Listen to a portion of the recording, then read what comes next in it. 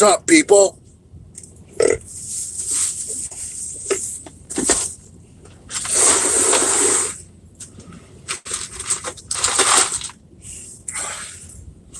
Thoughts on keto diet? I think it's great if you're really overweight, like me.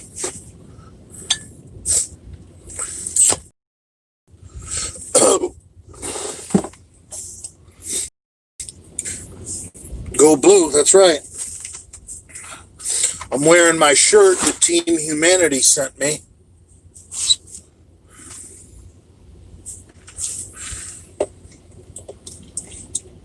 Thoughts on ending Broke Malone's career? I don't know. I heard a rumor that Broke Malone passed away. And if that's true, I don't really want to badmouth a dead man.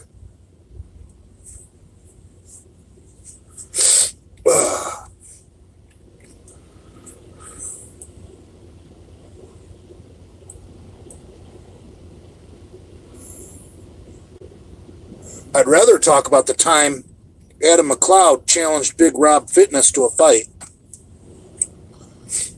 I would love to see that happen.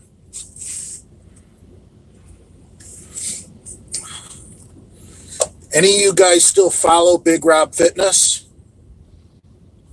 Tell him I'll drive him to Adam McCloud's house. Oh.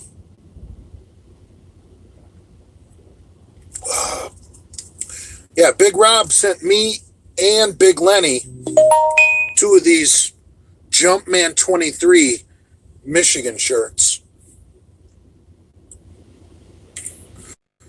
Big Daddy Cool has been exposed. No job, no work history, no wife, and no life. I think he does have a wife. His wife is the big bread earner in that family, from what I hear. She married Adam because she knew that he was the perfect stay-at-home wife.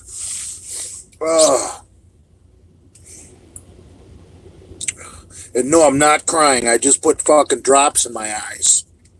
Fags. I got the cheap stuff. Then I got some decent allergy drops right here. I even got some more expensive allergy drops. These are the real good ones.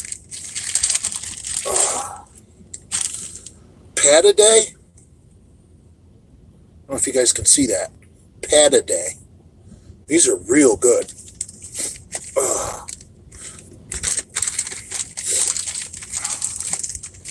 Just being behind the wheel all day with the air conditioning, your eyes just get fucked. It's almost like being a stay-at-home mom. You should take moringa. What is that? Is that for itchy eyes?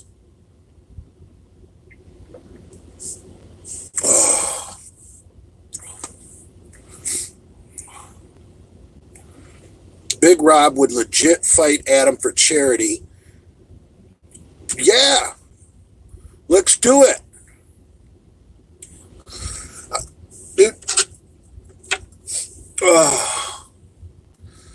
Big Rob Fitness versus fucking King McCuck, Daddy Cool. Jay, talk about Brad and Lenny's Halloween party. It wasn't a party. They went to a bar. Okay? Going to a bar is not a Halloween party. It's a bar. It's open to the public. Know the difference. Exactly. You called it. What I want is I want Big Rob to soften up Big Daddy Cool for me.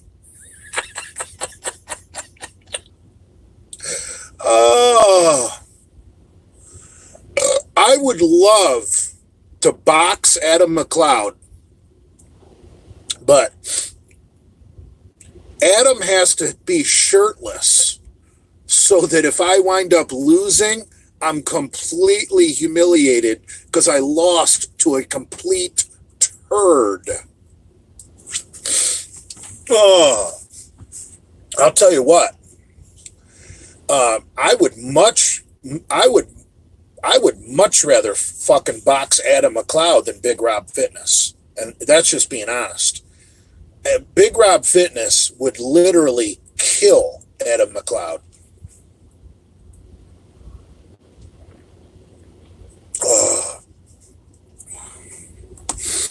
Oh. I miss the old Big Rob days. I wish we wouldn't have been so hard on him and made him lose his mind. Oh, God. He was just so easy to troll, you know?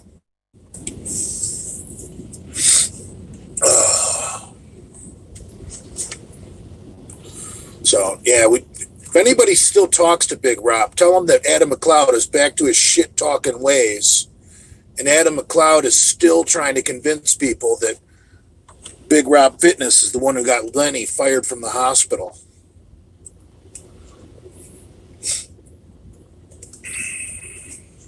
You know, Adam McCloud has that, his documents.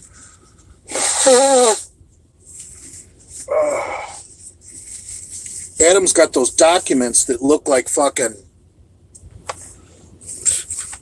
Forrest Gump fucking photoshopped, proving he's got proof it was Big Rob who got Lenny fired.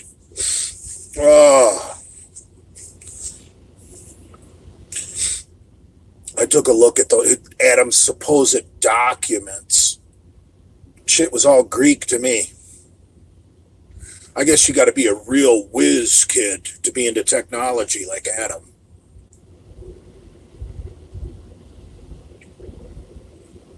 Fort Wayne, Indiana in the house. Go Michigan. Fort Wayne, Indiana. Original home of the Detroit Pistons. Fort Wayne, Indiana had a piston plant for the engines. And I believe the piston plant must have sponsored the basketball team. So they were originally the Fort Wayne Pistons. And then they moved to Detroit.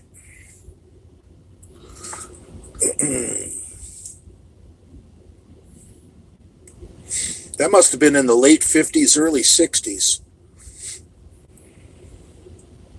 Ottawa. One of the funniest things about Ottawa is in the movie Canadian Bacon, when John Candy and his drunk buddies want to invade Canada and they want to storm the capital, and they don't believe that Ottawa is the fucking capital of Canada. They swear it's Toronto. They're like, Ottawa? Are me and Brad friends? No. But whatever. I think the fact that he tried to do the right thing and he dropped off my tire chains at my mom's, and we'll see if that serious or that sad, I don't know if it's serious. Supposedly he dropped off the satellite radio as well. We'll see. Because from what I understand, that satellite radio was in two different boxes. And I think one box had the actual radio and then the other box had all the accessories. And they both had my name on it. And Brad thought it'd be real cute to let fucking Lenny, his trained gorilla, fucking tear into the package. So who knows what's still there, what's broken, what's missing, what's fucked up. We'll see.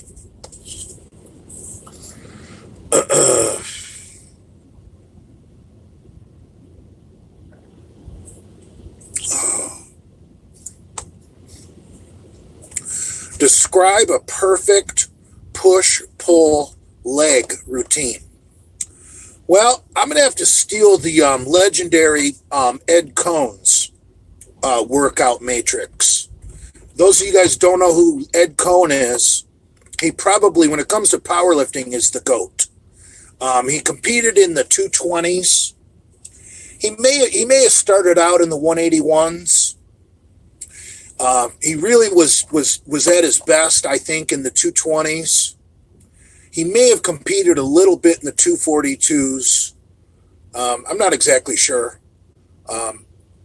Anyway, he trained out of a gym called Quads Gym in Chicago, Illinois area. And Ed Cohn, his matrix is 4 days a week. Monday, Tuesday, Thursday, Friday. And basically, Monday is your squat day because that's the first event in powerlifting. So you want to squat, and that's also where you're going to get your biggest number. So he would squat on Monday and do all of his assistance work for the squat, like, hack squat, leg press, leg extension, leg curl, calves, all that nonsense. He would do all that on Monday. Then Tuesday was your bench press day, your inclines, your triceps, all that, because the bench press is the second event in powerlifting. Then he would take Wednesday off. Thursday, exactly 72 hours after his squat day, he would deadlift. And that's pretty much the perfect scenario. If you want to squat and deadlift in the same week, you want 96 hours of recovery before you squat and 72 hours recovery before you deadlift. Obviously, because the squat is a much more dangerous lift, and you just want to be more recovered for your squat. Your deadlift, you can get away with 72 hours. Your squat, you want a full 96. So, that's why squatting and deadlifting the Monday, Thursday is just about perfect. So he would deadlift on Thursday and do his bent over rows and his chin ups and his shrugs and his lat pull downs and all that shit after he deadlifted. Then Friday would be kind of a light bench press and, a light push routine. Basically like Monday's or like Tuesday's workout, but just lighter, because you're sore. It's your fourth day training that week, and you just want to go in there on Friday and get the soreness out, do some reps with some light weight, maybe do a dynamic effort workout, which is basically speed bench. And then he would take the weekends off. And then he would come back and start over again on Monday. He would squat on Monday, 96 hours after his deadlift workout. That is pretty much the perfect split.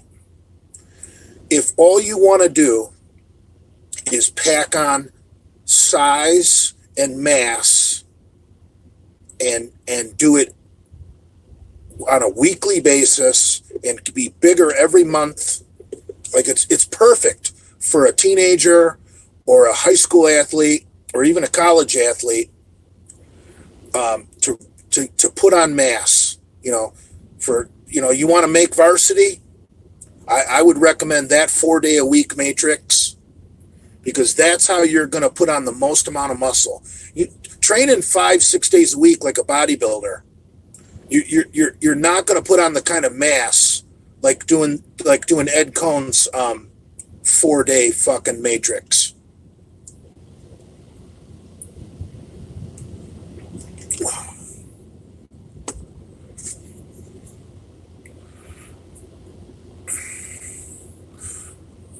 I've been doing close grip bench instead of push downs and skull crushers.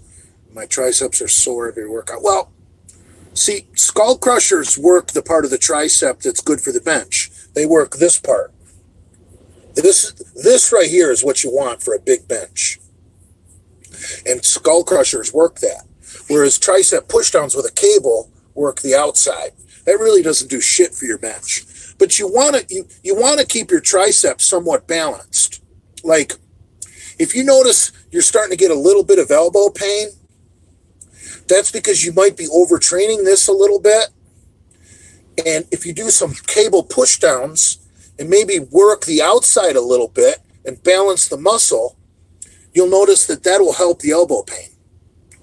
So you don't need to do a lot of cable push downs, because that part of the tricep is really not very involved in a bench press.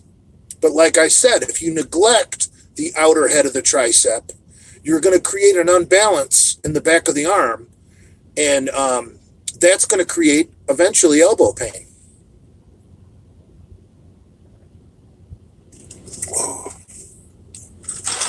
But yeah, there's nothing better than close grip bench. I remember, I don't remember what bodybuilder it was. Might have been the great Mike Christian, who said, close grip bench is the meat and potatoes of my tricep routine. That's really all you need to know. Close grip bench is the meat and potatoes of my tricep program. You know, sure, you need a vegetable, maybe a salad, but the meat and potatoes is the close grip bench.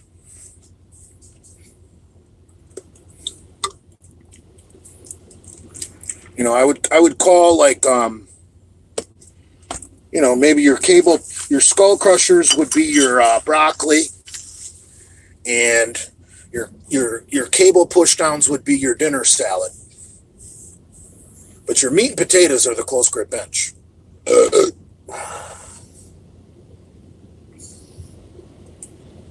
Now the overhead tricep press, also called the French curl, that works this big, huge, meaty part up here.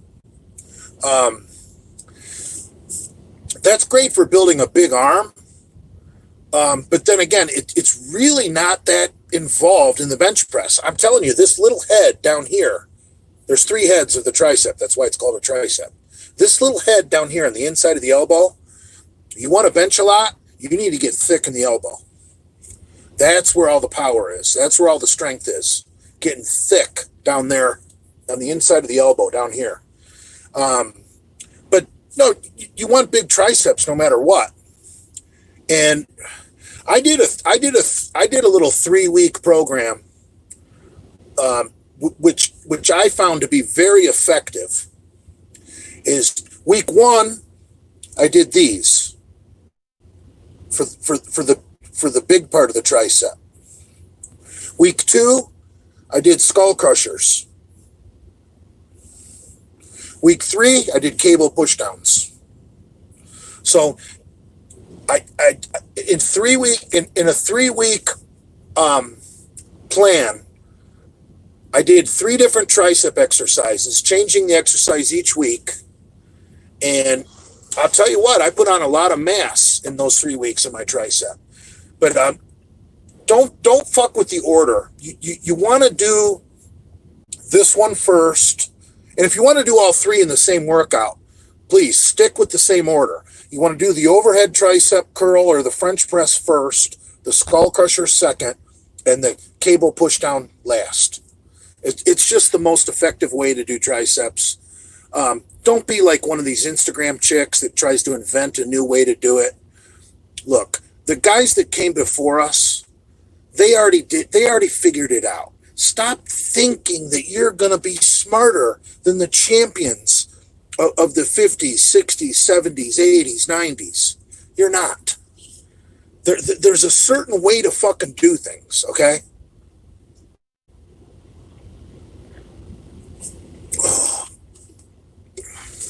Honest opinion of intensity of workout in public gym compared to home workout. Well, I really don't. I don't enjoy a home gym because, believe it or not, I know a lot of you guys think I'm an asshole and I'm a horrible human being. but I'm actually a very social creature, and I actually enjoy the gym. To me, the gym is also a social interaction. For me, living this trucker lifestyle, my weekends, when I get to go to the gym, that is the highlight of my week. Generally, I work out Saturday and Sunday. It's very rare that I do legs anymore because let's face it, all I do is do reps with 135. Who really cares? You miss a week of legs when you're only squatting 135. It's not like you're going to get weaker or lose mass. So basically, I do my push routine, my pressing on Saturdays, and then I do my upper body pulling, like my rowing and my rows and my pull downs and all that nonsense. I do that on Sunday. So basically, I work out twice a week. I go to the gym Saturday and Sunday. And I generally try and get a hotel room on Saturday and Sunday so I can live like a human being on the weekends. A human being. YouTube celery. No, but so that is the highlight of my week, going to the gym. So let's just say one of you guys had 40 acres or something like that. And you said, Jay, I got this kick-ass gym out in my pole barn. Oh, yeah, we got a stripper pole. We got a fucking stereo. We got a full bar and, fucking weights. So I pull my rig onto your farm or whatever, wherever you're at. Could be out in the desert. Doesn't have to be a farm. But anyway, let's say you got a nice air-conditioned fucking pole barn with a kick-ass home gym. Yeah, I'm going to get a good workout and have a nice weekend with you and your family and whatnot. Maybe fuck your wife or your sister or whatever, your mom. I'm not picky. But I'm still not going to get that social interaction of going to the gym. I like to go to the gym. You're either a gym rat or you're not. And guys that can maintain focus in a home gym, God bless you. God bless you. I just prefer to go to the gym. Now, if I hit the fucking Powerball, would I have a nice kick-ass home gym? Absolutely right. But if I hit the Powerball and had an incredible fucking home gym, how often would I use it? Probably never. I would probably still hop in my fucking lifted fucking Hummer, lifted fucking dually diesel or whatever I was driving because I'm rich, and I would still go to the gym, even though I would have, the best home gym in the goddamn country. You know how many kick-ass home gyms go unused? Because people want to be with people. Right? I'll tell you, living the trucker lifestyle, when you're on the road, there's nothing better than being in a new town, a gym you never been to before. It's fucking Saturday morning. You're on a scoop of fucking Outlift by Nutrex. You're just geeked out of your fucking mind. You're feeling good. You haven't drank since Thursday. You're ready to fucking lift. And you got 405 on the bar. And you know what people are thinking. Like, look at this fucking fat slob. What? He thinks he's going to get 4 plates? Jesus Christ. I hope he doesn't hurt himself. And then you lay down and fucking bang it out for 8, 9, 10 reps, whatever you get that day. It doesn't really matter. Because these people, they didn't think you were going to get 1. Because look at yourself. You're a fucking fat, drunk, homeless trucker. And you lay down and you fucking belt out 8, 9, 10 reps of 405, and people are like, wow, gee, wow, holy shit, man. You're never going to get that kind of human interaction in a home gym.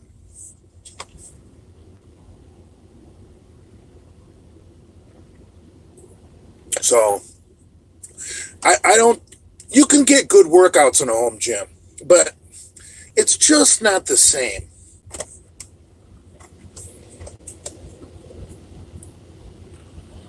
forever alone. I don't know why you guys think I'm so alone. So it let's just say I'm gonna change the details so no one can accuse me of talking about a certain person. Let's just say I found a woman who'd been married twice, divorced twice, and she's got a kid with each one. You know, two failed marriages, two kids. You know, one's in 5th grade, one's in 8th grade. I'm just making all this up so you guys don't think I'm talking about people.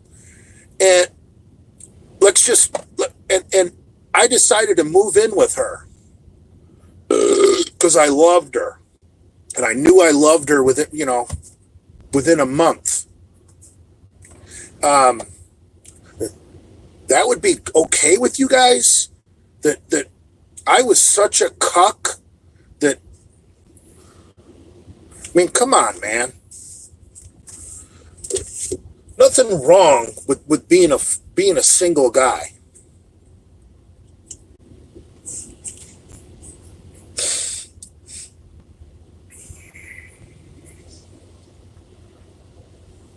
See, what the problem is, society has you guys feeling guilty if you're not taking care of a woman financially. Like, how dare you keep all your money to yourself? How dare you? There's single moms out there that are working 2 or 3 jobs, struggling to get by. And they have children that could use a father. And there you are being selfish, being single and a bachelor. How dare you? That'd be a good Greta Thunberg fucking meme. How dare you? See, that's how society treats bachelors, because women, the media is behind women 100%. If you're a fucking single mom, you're a media darling. Doesn't matter if you're a slut or a fucking whore or whatever. You can even be a drug addict. If you're a single mom, you're all of a sudden you're some kind of hero, like you're a cop or a fireman.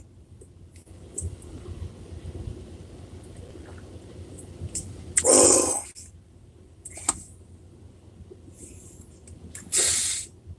It's all a joke, guys, or girls. I'm hoping there's some girls on here. You don't need to support other people to so other people think you're a good person. Like, oh, that Jay, he's a real good guy. He's got that single mom living with him, and he's really doing good. He treats that young girl like it's his own daughter. Come on, man.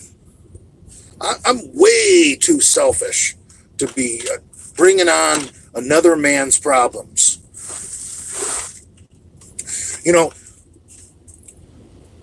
OPP means 2 different things. It can mean other people's pussy, but it can also mean other people's problems. So when you take on these women that have kids, that's other people's problems, man. You got to look. There's people out there much more successful than me, and probably some that are equal, and maybe even some that aren't quite as successful as me, that don't want any part of that, and just maybe once a month or twice a month, maybe even once a week, they call a fucking local escort service, and they put on a condom and they just bang a fucking stranger, and then they do their own thing. They go out with their guy friends and they fucking party like rock stars. They hit the gym. They go to their job. They kick ass. They bank all their money. You don't have to be a cuck that puts up with a bunch of nonsense for society, because, well, society, it's okay for Charlie Sheen to fucking do cocaine and hookers, but, if a truck driver does it, he's a fucking scumbag. I mean, come on, man. Oh. Plenty of people think you're a fool if you move a fucking single mom into your home. I'm not the only person. So you guys got to quit singling me out. Like, I'm just the only person that doesn't care. You know what I mean? Like, there's plenty of people that think exactly what I think. They just don't want to deal with the bullshit of what you guys do to people.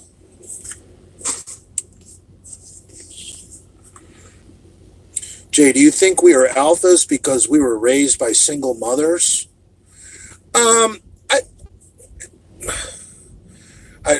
My mom's second husband was a complete fucking dweeb.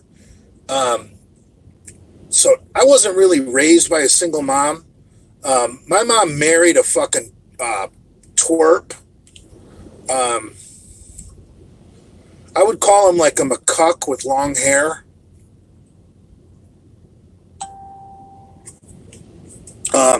So I don't know what makes, and being an alpha, who really cares if you're alpha or not? There's plenty of beta males out there that the only reason we call them betas is because they're quiet. They're really no different. They're doing the same thing. They're banking all their money into their bank account. They're not supporting any single moms or anybody else's children. And they're getting an escort service on the weekend. You guys may call them betas, but fuck. Would you rather be an alpha male with a beard and tattoos, taking on all sorts of other people's problems?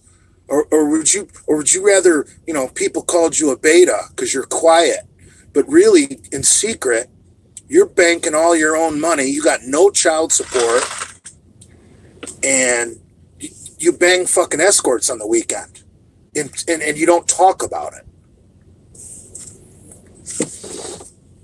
Yeah.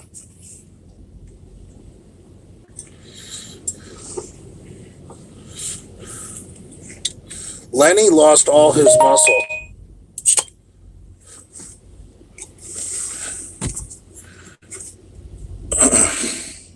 Yeah, Lenny's got some kind of atrophy problem. I don't know what's going on with Lenny. So I really don't know. Lenny's life is really kind of a mystery. I don't know what's going on, honestly.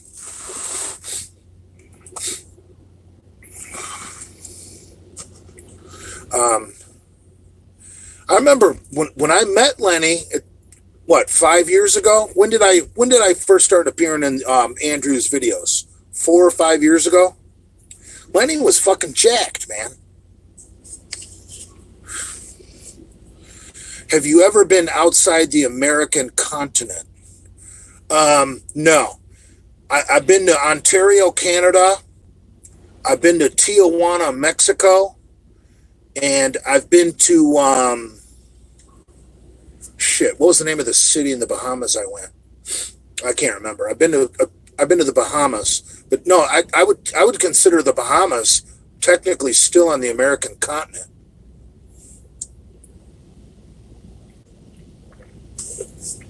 Dips for bench press. Dips are a funny exercise. Your first couple weeks doing dips, hell yes, they're going to help your strength. But then, see, the problem is adaptation. Your body is going to adapt to the dip. And you are going to get so good at dips that you're just going to be doing dips and dips and dips and all these dips and more dips and dipping like this, dipping like that, dipping for doughs, doing for dips. And your strength will stop going up. What I would recommend doing is maybe do dips for 2 or 3 weeks and then stop. And not do them for like 6 weeks. Because if you're doing dips all the time, you're going to get good at dips, and that's all you're going to be good at. Your body, I think Louis at Westside, he calls it accommodation, where your body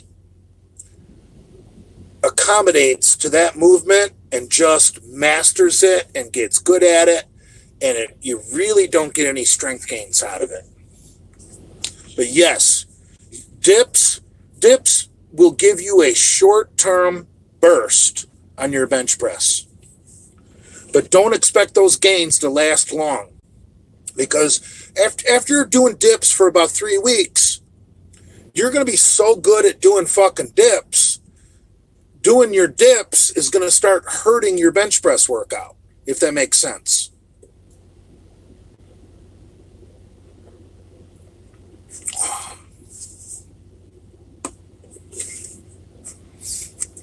You need a full-time lot lizard like a cat. Have you met Aladdin? Yeah, he's a very nice guy. I met Aladdin out at Bradford Manor, name that I came up with. Remember you guys were calling it Bard Estates?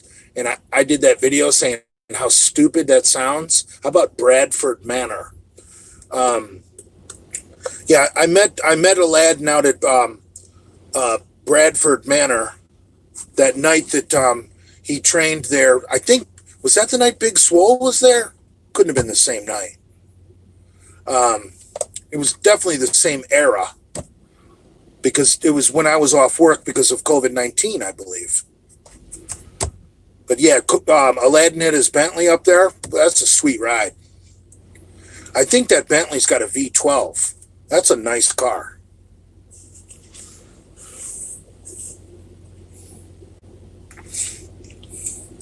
Jay, thoughts on lawnmower pulls as an exercise? You mean bent over dumbbell rows? Where you put one knee and one hand on the bench? They're incredible.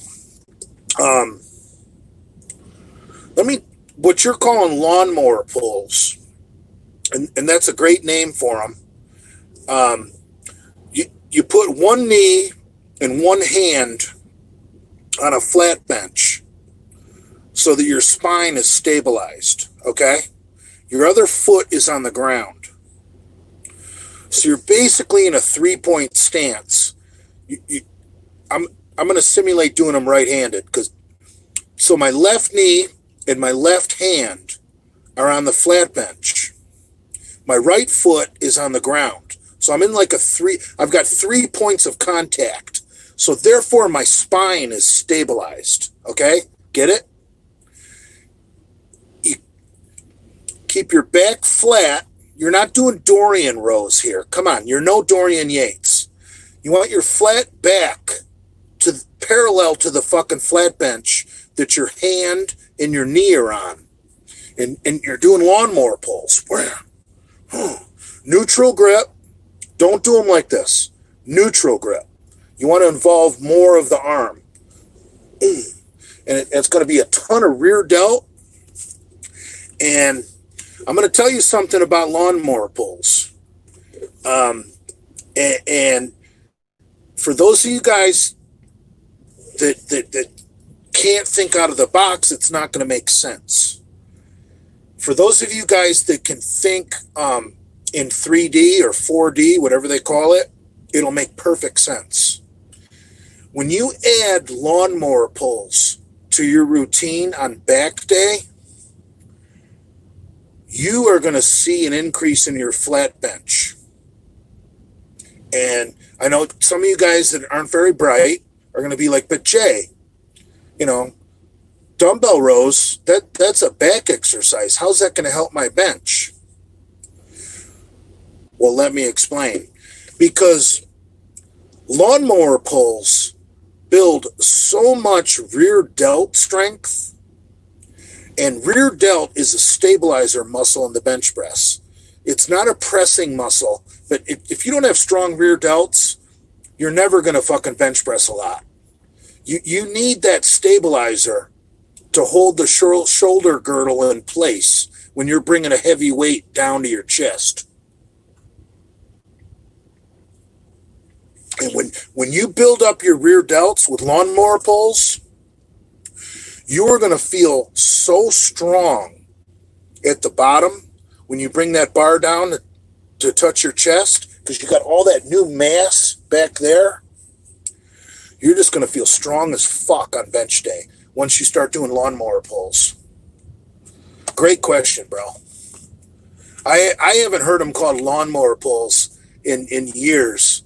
That's like a 1980s term, bro. You're like a throwback. Whoa.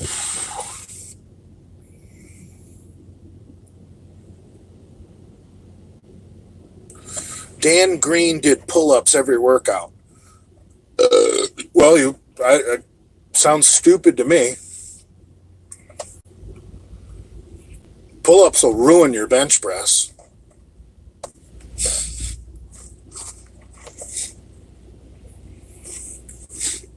Let's go deer hunting, Big J. I'd love to, man. I'd love to. I can tell the rut is starting. I've seen so many roadkill the past couple weeks, and it's funny. It seems like this year, this October, I've seen more spike horns, more 4 points, and more little teeny 6-pointers dead on the side of the road than I've ever seen before in my life. So it seems like there's a lot of little bucks this year, and it seems like they must be they're probably going through their first rut, and they're just chasing pussy and running out in the front of cars. But I've seen a lot of dead does too, but that tells you that the bucks are pushing them. See, because the does aren't gonna the bucks will push the does if the does aren't ready to breed. You get some little Dale Chance guy fucking on a test cycle, that wants to fuck you, you're gonna run. That's what's going on right now. Is you got Dale Chance.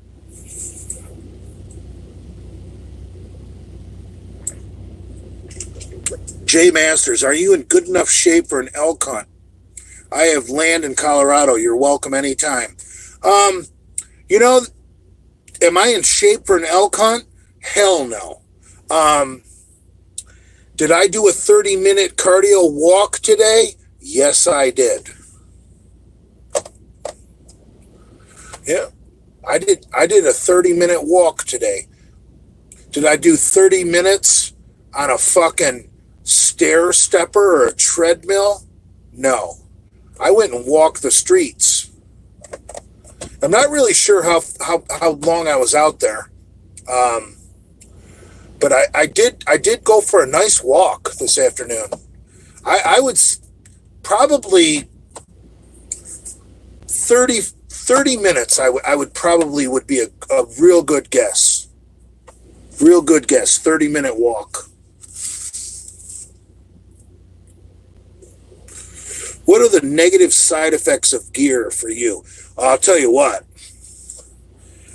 I think I'm in week 4 of Tren, and the skin on my face is a fucking mess.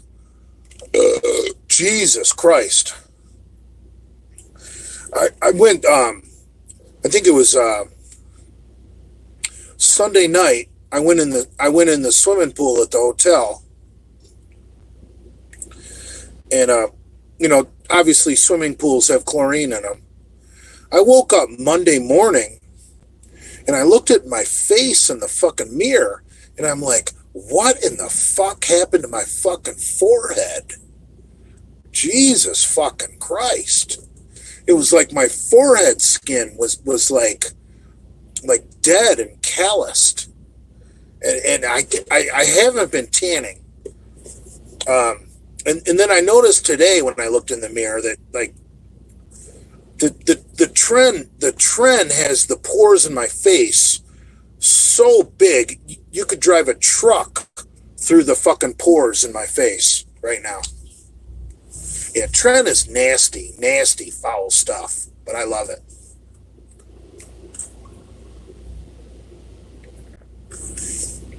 Oh.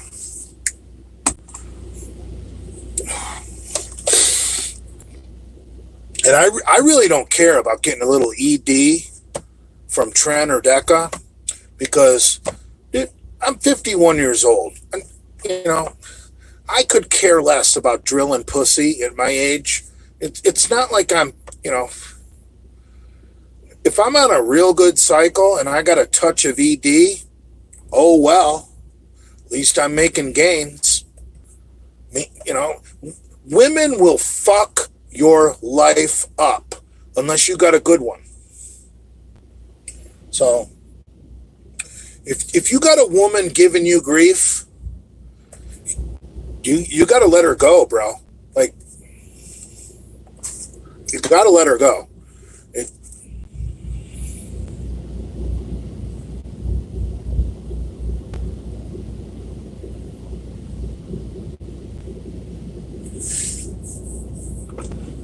What gains?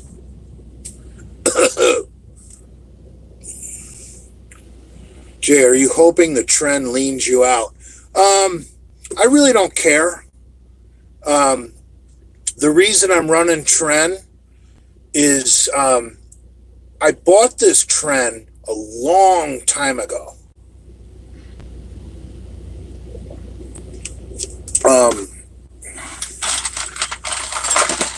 Like, for any of you guys that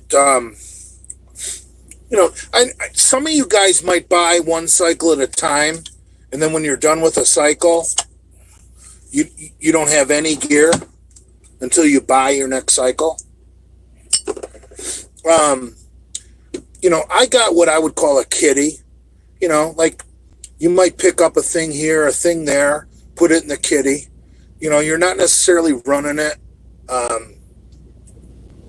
Like I got a 10cc vial of Deca in my kitty, but I'm not planning on running Deca anytime soon. I just have it, But anyway, I had these 2 vials of Tren in my kitty, and they're pretty much the oldest gear that I have, and I've mentioned this before. With oil-based gear, if it gets too old, it's never going to go bad, but eventually it's going to fall out of suspension and crystallize. And once that happens, it's a pain in the ass to get it to go back into suspension. Now, this would be a good time to talk about that. What you do now, first, let me tell you guys, you never heat up gear without ventilating it. And when I say ventilate, you take a needle off of the syringe, so you just have the needle. You put a needle in the rubber stopper, so it's vented. Okay, got me? And you never directly heat the gear. You heat water and then put the gear in the water and then make sure the gear is vented with a needle through the rubber stopper. Okay, got me? So you're using indirect heat. The gear is in water that you're heating from another source. and you've got a needle in the rubber stopper so that when the gear gets warm and wants to expand, it doesn't explode that fucking glass vial. If you ever get some gear that falls out of suspension and crystallizes, that's what you do. You take a needle you're not going to use, put it through the rubber stopper so that the gear is vented. That way it won't explode when you warm it up. Use indirect heat. Don't ever directly heat gear. Put the gear in warm water.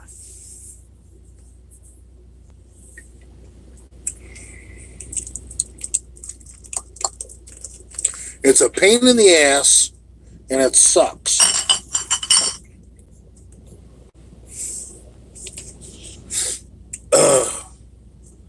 So, anyway, I had this trend laying around, and I'm like, fuck it. It's time to use it. I don't want to throw it away.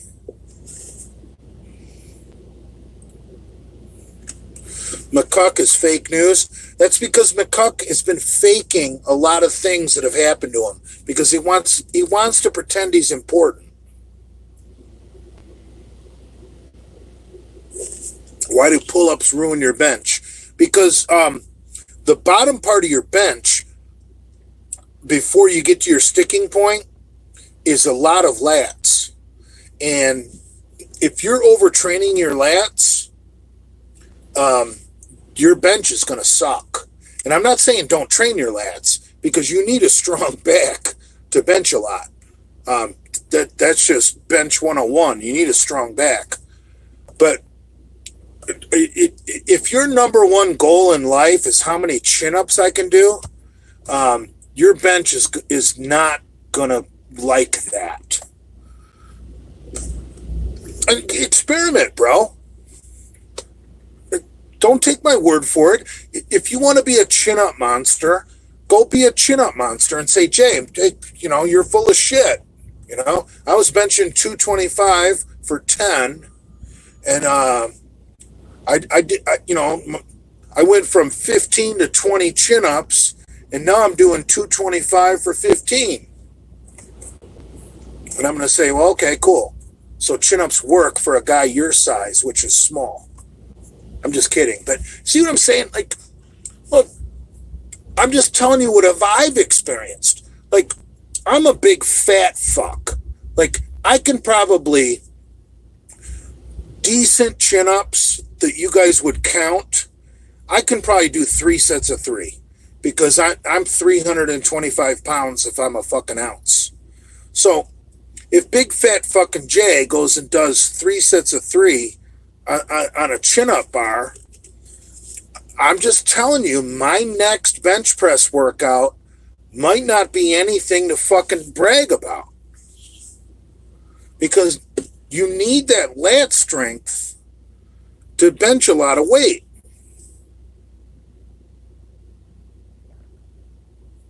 Oh.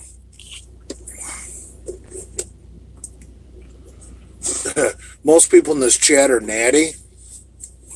Well, that's a problem. No. I need to do chin-ups. I'm more worried about my upper back. Like when I see Lenny's fucking upper back, I'm just in awe because Lenny doesn't know how to train. Lenny just has a really genetically nice upper back. So I really could care less about the muscles you get from a chin-up. I'm more interested in doing like my favorite back exercise right now is the hammer strength isolateral low row, where you got the chest pad, you got your hands down here, and you do this. It's almost the same range of motion as a Yates row, which I criticize. And it's not like I don't like those muscles. I just don't think you should be using the barbell row to build those muscles. I mean, look how many guys tear a bicep doing Yates rows. Because when you do a Yates row, you can do so much goddamn weight. And they make a hammer strength machine that hits the same goddamn range of motion. So that's my point. Oh.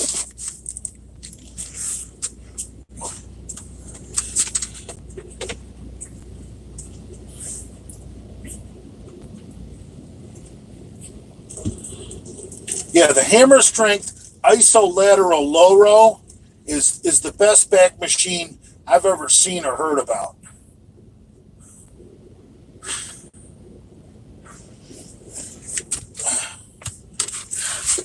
I mean, that's the one machine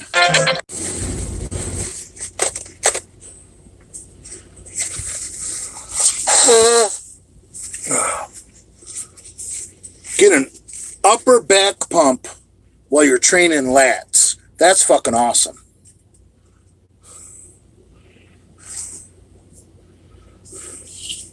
Yeah, that was mommy calling.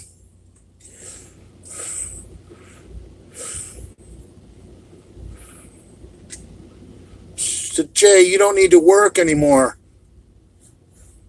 Quit your job and go on food stamps.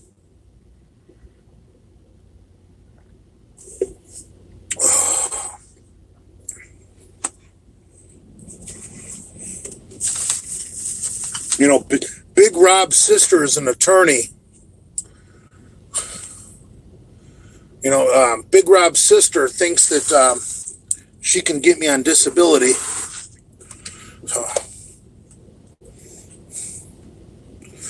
Thoughts on Lenny's workout video at Bradford Manor? Are you talking about Saturday before they did the makeup? I haven't seen that. I saw the video where they put the makeup on Lenny at the gym at Bradford Manor, and then I saw the dancing video where that Lenny was dancing with a minor, which was a little weird. Like, looked like Lenny was dancing with a 15-year-old girl. Like, whoa, strange.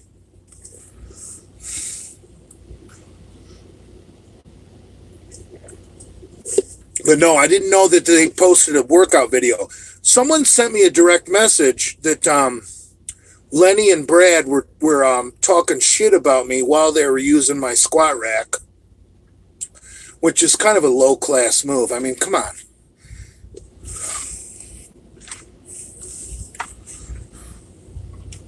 Brad should be thankful as fuck he has that squat rack.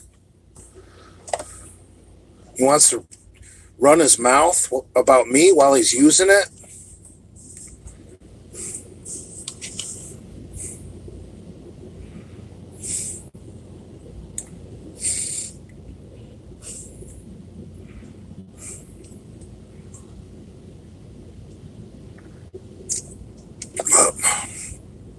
Brad has a different sense of humor than I have.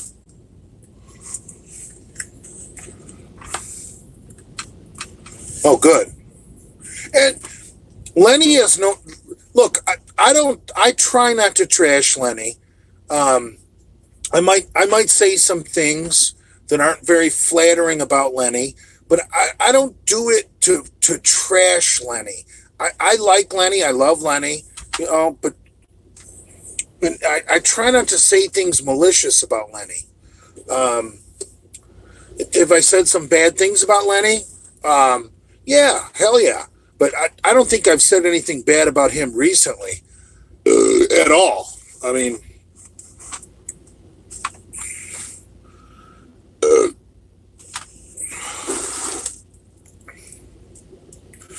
do you think Lenny did a good job training Aladdin? I really don't. Look, Aladdin made most of those gains after he went back to Canada, to be honest. But everything Aladdin learned while Lenny was living with him, that's the knowledge he used when he went back to Canada. Look, Lenny has information. I mean, look, he claims that he trained the legendary Andrew Kalura, 650 raw bench, which is, I've said it many times, quite possibly the best raw bench in history.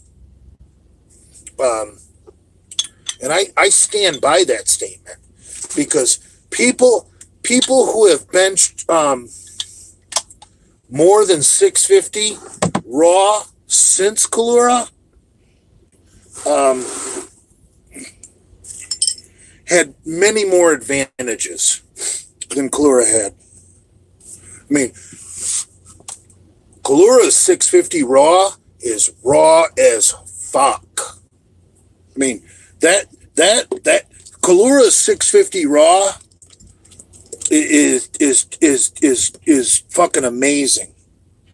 I will never ever say anything bad about that lift. That's just amazing.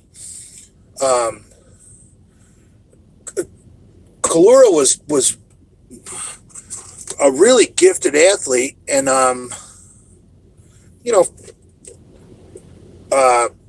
Lenny supposedly trained him, and Lenny's, what Lenny did for Aladdin is more than obvious. I mean, Lenny should get some fucking business cards drawn up and be a personal trainer and use those two people as his trademark fucking but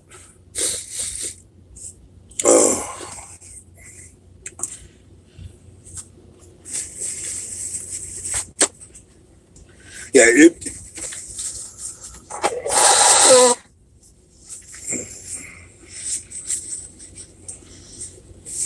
Michigan will never beat Ohio State. You might be right. I think Michigan is their quarterback this year.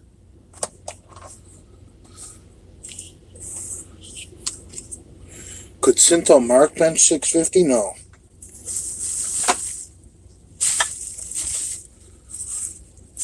Synthel Mark is a chronic masturbator.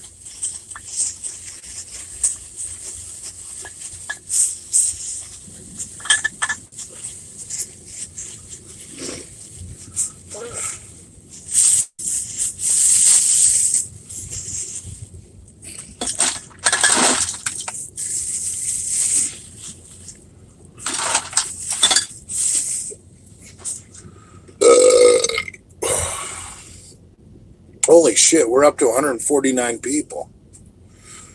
MD says, Jay, you coward. What can I do, M, to make you not think I'm a coward? Will you set up a boxing match between me and McCuck? Would that make you feel better?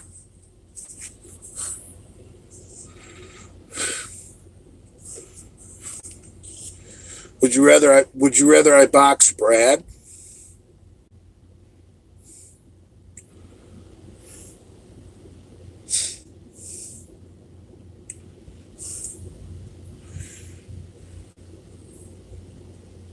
McCuck won't take that.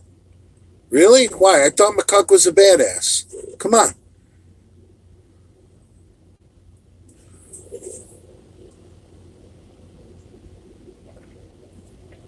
Box Lenny. I actually think I could do pretty good against Lenny.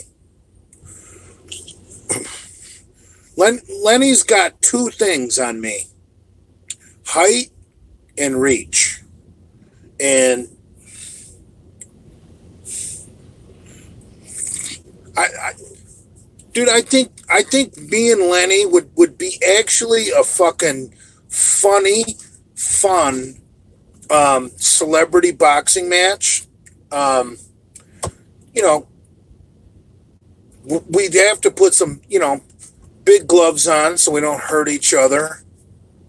I really don't think me and Lenny, obviously mouthpieces, mouth guards. Now,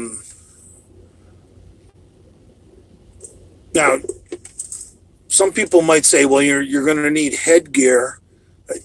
Dude, I don't think either one of us can punch hard enough to give the other guy a concussion to worry about that. Um, and when it comes to kidney belts, I don't think that would be fair, because that would be one of my strategies would be to abuse that stomach. I mean, if I was going to box Lenny, I am gonna abuse that stomach.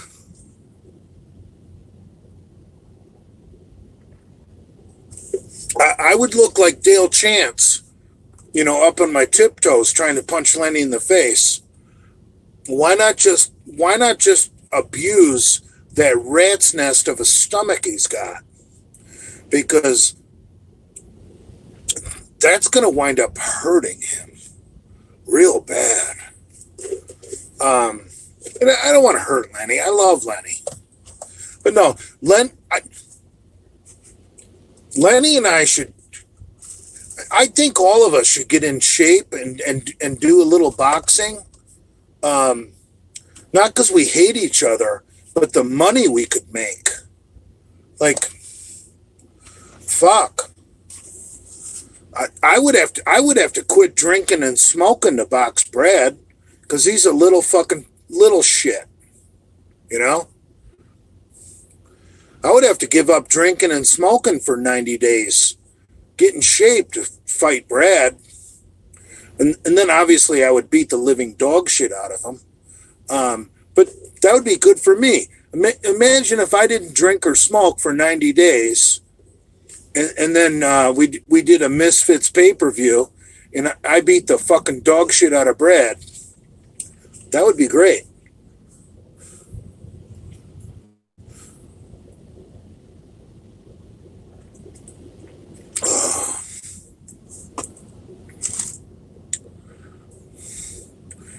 Jay, you should box the old Misfits like Chuck and Todd.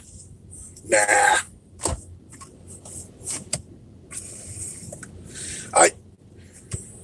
I think the boxing matches that people want to see are Jay versus McCuck, Jay versus Brad, and Jay versus Lenny. I mean,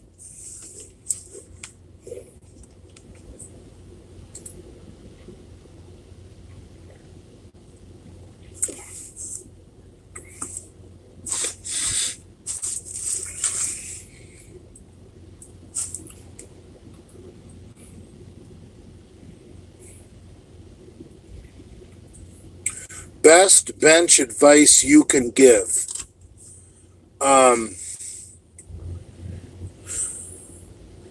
Eat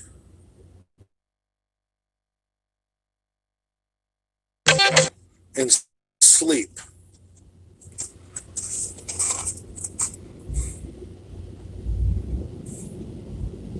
Fat guys can't box.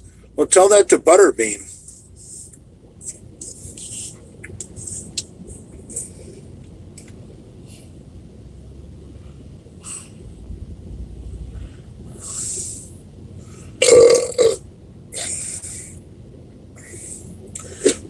When you guys say fat guys can't box, are you saying Lenny's not fat, McCuck's not fat, Brad's not fat? I mean, what do you guys think Brad's percent body fat is? What do you think Lenny's percentage body fat is? What do you think McCuck's is? What do you think mine is? You guys all think I'm so much fatter than everybody just because I'm bigger. That's not exactly the case.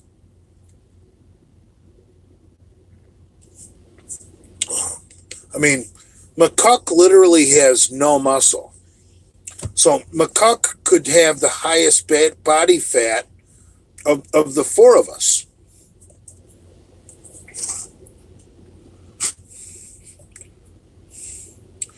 Now, we know Brad's in the best condition because he's a male prick.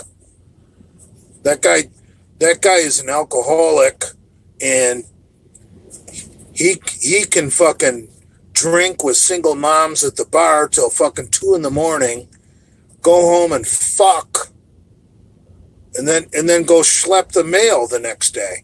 I mean, Brad's a stallion when it comes to conditioning. But so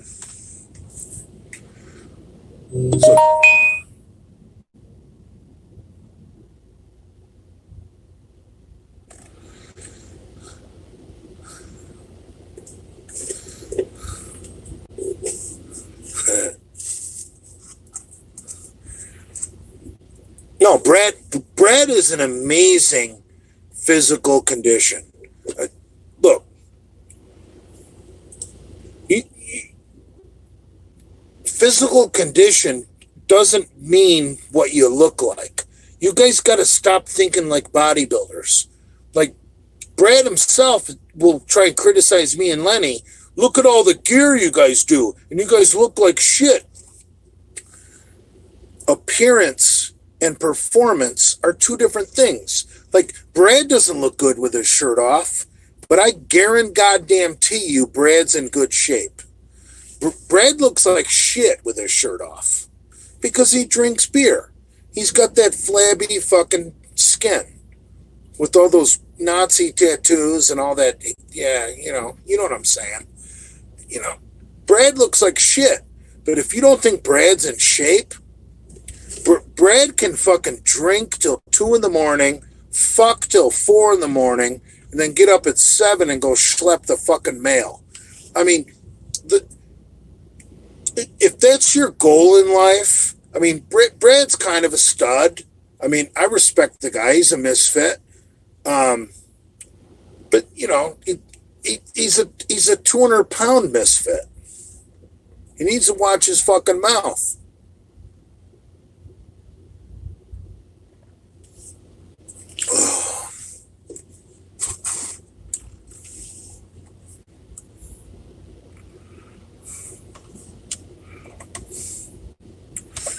I have a tiny dick.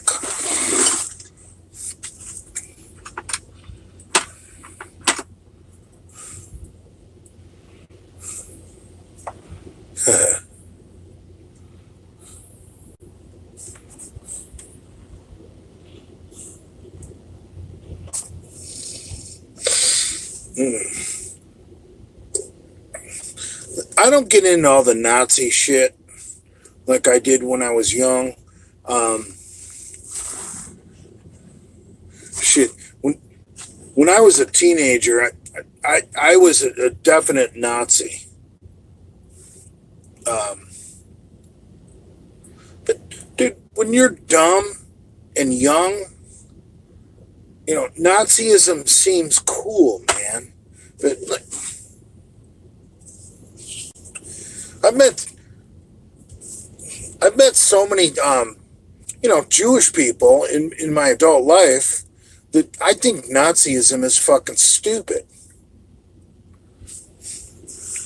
And I'll tell you what, I've banged some pretty hot Jewish babes that I definitely wouldn't put in the gas chamber.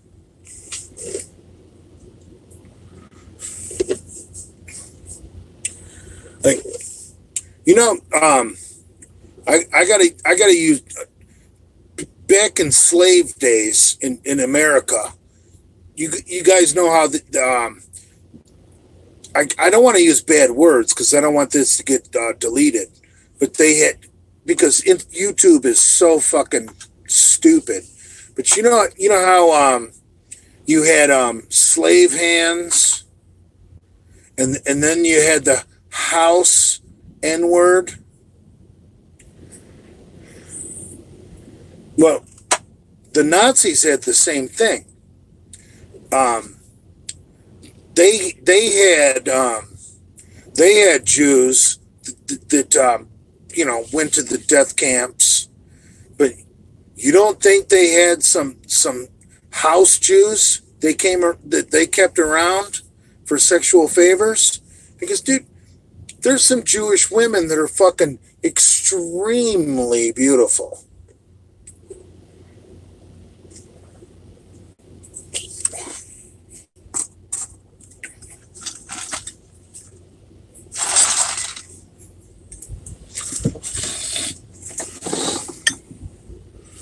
Who keeps saying PM? Val is insecure being with older Brad. I don't know. I really don't know how to respond to that.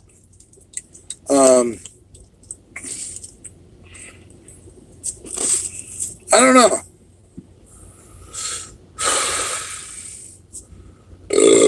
No.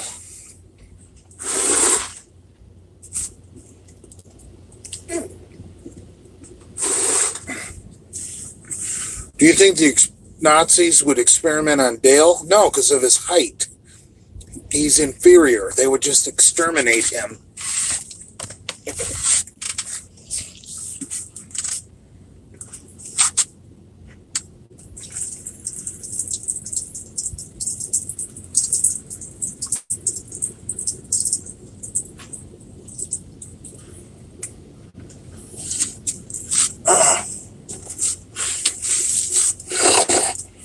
Oh, Father. Oh. It's getting stinky in here. I need some air conditioning.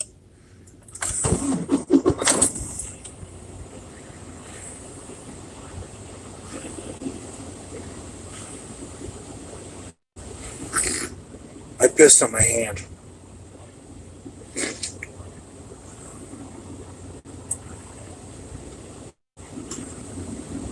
Taco gets insecure when people tell her to get a job. That's no troll. Ask anyone who was on their beer live like a month ago. Valerie had a real good bartending job before Brad moved her into the house.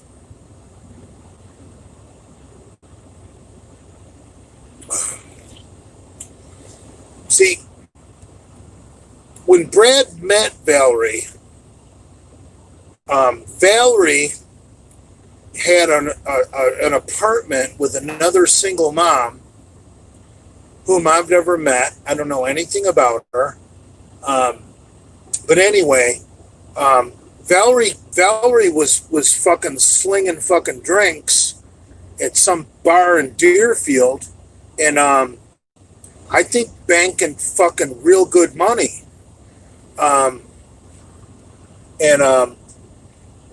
Brad was shacking up with his uncle, and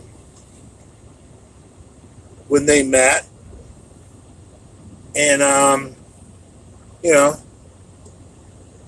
so there's Brad cucking himself, like basically moving himself into an apartment with two single moms. Like, that's a complete cuckold situation. Like, but anyway, yeah, Valerie had a great job before COVID-19. And then just everything worked out that Brad was getting that house back that he owned. And COVID-19 hit. Valerie lost her job. Brad thought that was a good time to move a single mom in. Whatever, it's his decision. Who really cares? I'm not the one paying the bills there. It's really none of my business.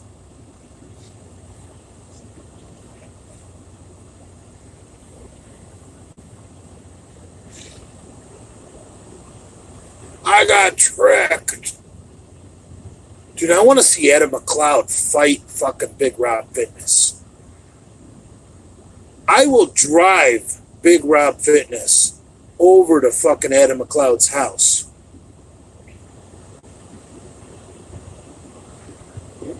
We need to get Big J and Team Humanity back united. Now that we have a common enemy.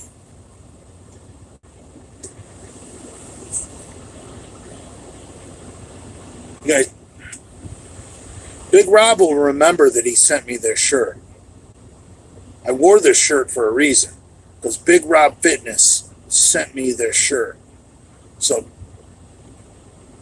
you guys want to edit this out? I'm going to cut a promo right now for you guys to edit. Hey, Big Rob, this is Big J Masters. We got a problem down here in South Florida. It seems Adam McCloud of the New Universal Order is still spreading lies that you got Big Lenny fired from the hospital. I want to put it together a smackdown between you and Adam McCloud. Our people against his people. Team Humanity against the New Universal Order. Death match. Cage match. God bless America. Trump 2020.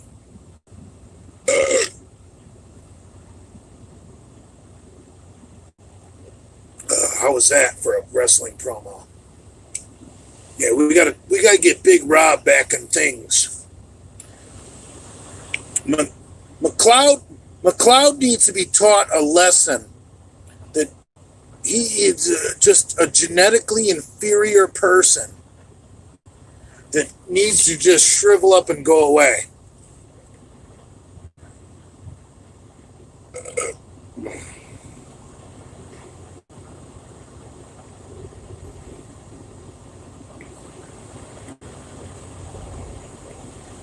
Brad is having a Halloween party and you're not invited.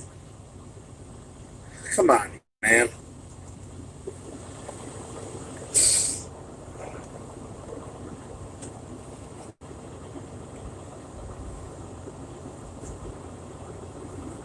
If you're so positive Brad's having a Halloween party, you must be invited. So post his address right now, right here. Come on. Put your money where your mouth is. Where's the party?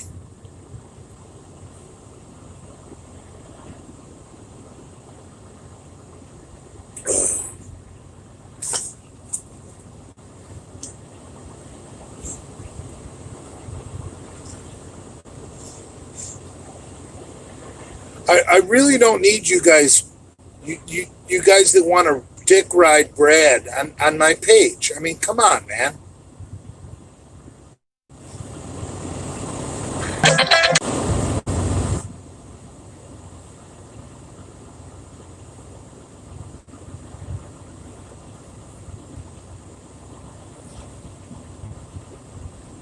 You know what I'd like to see if Brad and Valerie did have a Halloween party? And those of you who are good at Photoshop, yes, I'm encouraging this for Halloween. Count McCuckula. Imagine McCuck as Dracula. Dude, is that the most fucking hysterical thing you could fucking think of? Like, you got this vampire after you that's like this short, fat guy. You just want to punch in the fucking face. Oh. You know, I was thinking about Nate today. And I don't often think about Nate, but the boys in the fucking my private chat were they were going over one of Livia's posts, where Livia somehow thinks she's like looking good. I mean, come on. But anyway, it got me thinking about Nate. And I started thinking, like, you know, I need to reevaluate um, my attitudes about the Misfits, because Nate is actually a very likable person compared to McCuck. Like, how McCuck talks about like breaking bread, like he's somebody that people want to go out to dinner with. I break bread with the Gaudis, I break bread with this, I break bread with that. Like, this guy is the genetic equivalent of a fucking salamander. It, like, it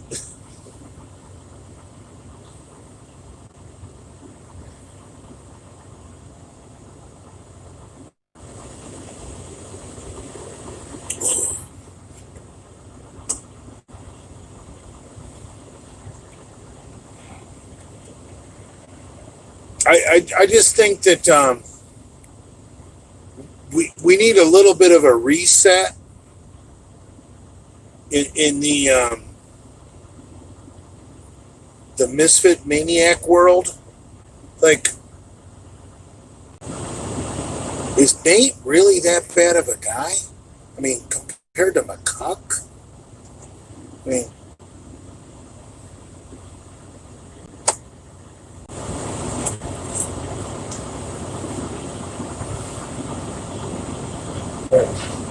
no, I wouldn't break bread with Olivia, or Livia, whatever her name is, unless there's going to be a gangbang. Because, look, she showed her true colors when she went and fucked that Tyler guy. So, look, to quote McCuck, I'm not breaking bread with Livia. But if Nate ever grew a sack and had to dump her and become a man, I would break bread with Nate and say, brother, I know you're hurting, and I know it doesn't feel good right now, but it's gonna be okay. And you need to trust me. And I can be your father.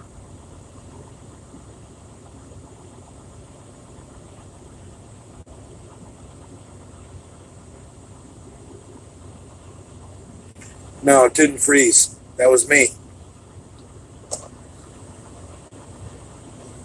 Nate, you slant-eyed fucking gook, I can be your father. You're fucking up, bro. And you're twice the man, McCuck.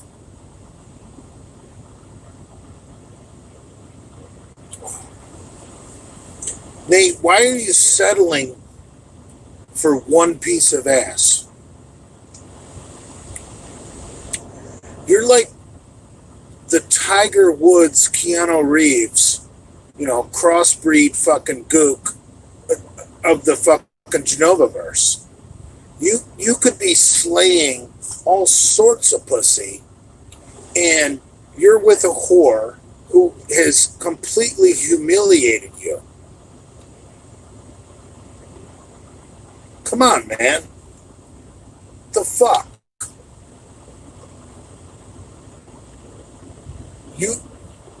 You are the Tiger Woods, Keanu Reeves.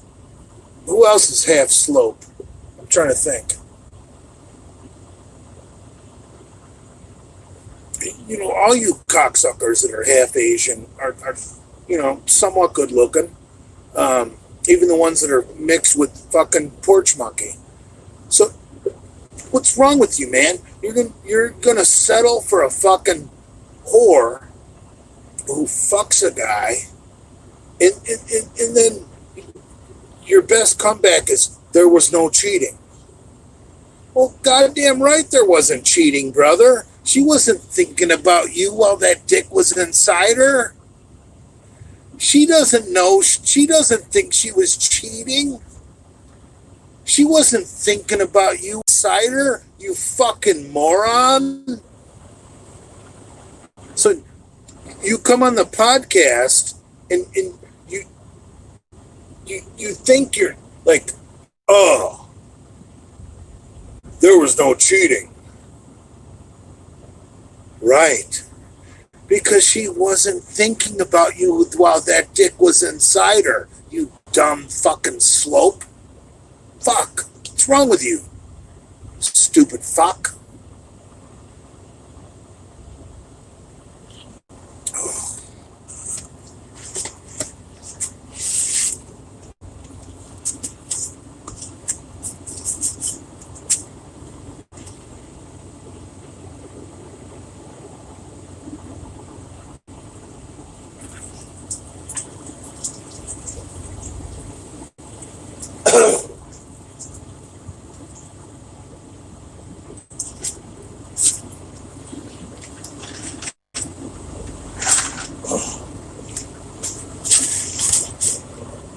Who's next?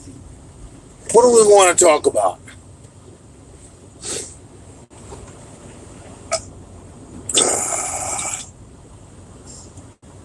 I can tell you about people.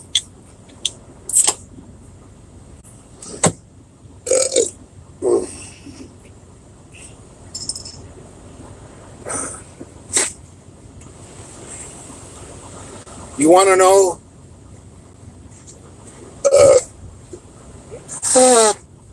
You guys want to know who texts me?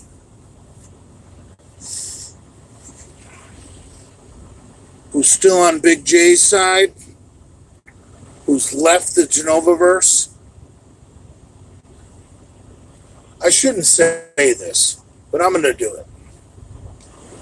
Because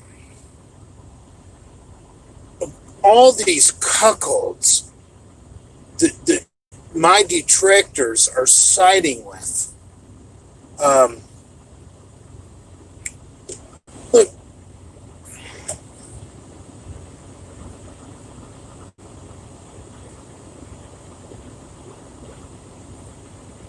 Robzilla and I still text. I haven't seen the guy. But no, me and Robzilla are on fucking good terms. And look, I don't want to speak for Andrew, and I'm not going to speak for Andrew. But I happen to know that Robzilla and Andrew still text and they're on good terms. So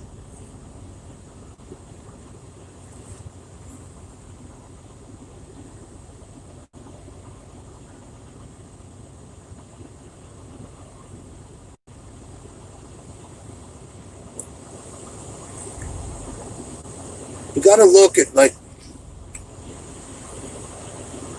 whose friends are on the in and whose friends are on the out. Like, I'm still friends with Robzilla, who's Lenny's friend. Okay?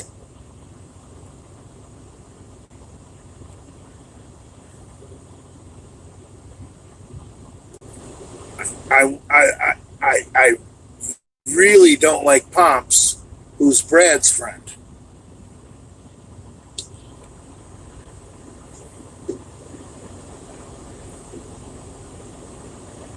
So, like, I really don't know any of Andrew's friends.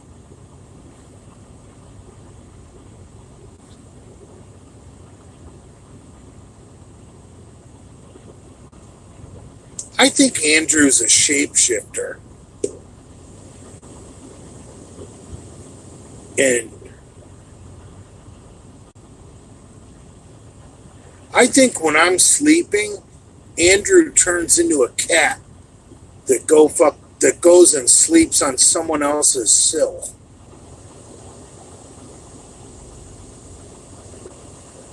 Because I had a point to make.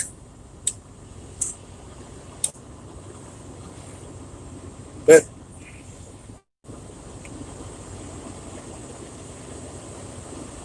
whose friends make it?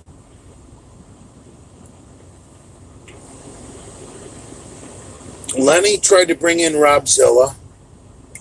I'm still friends with Robzilla.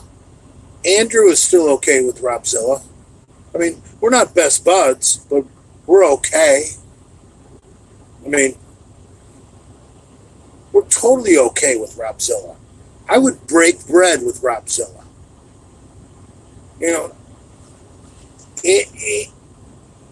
all right.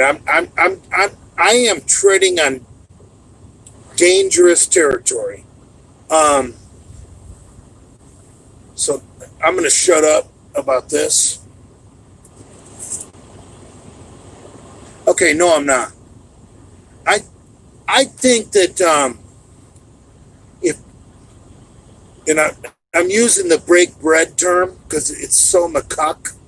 If I was going to break bread with Robzilla, I think I could get Andrew to break bread with Robzilla. And that's all I'm going to say.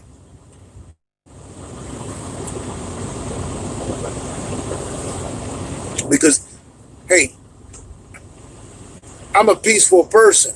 I unify people. Me, Big Lenny, Andrew, Big Rob. Big Rob. I said Big Rob, my name. Yeah, Big Rob.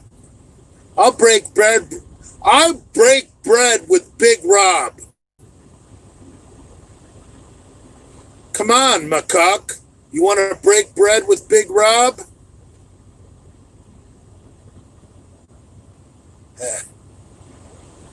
I'm wearing a fucking shirt that Big Rob sent to me and Big Lenny.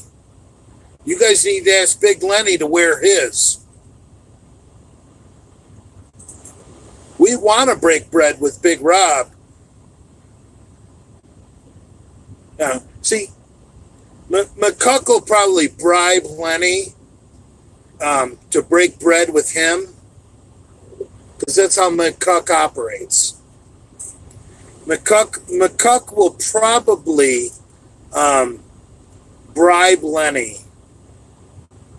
to break bread with him instead of me and Big Rob.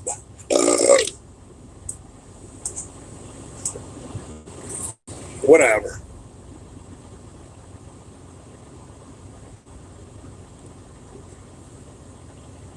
This is all.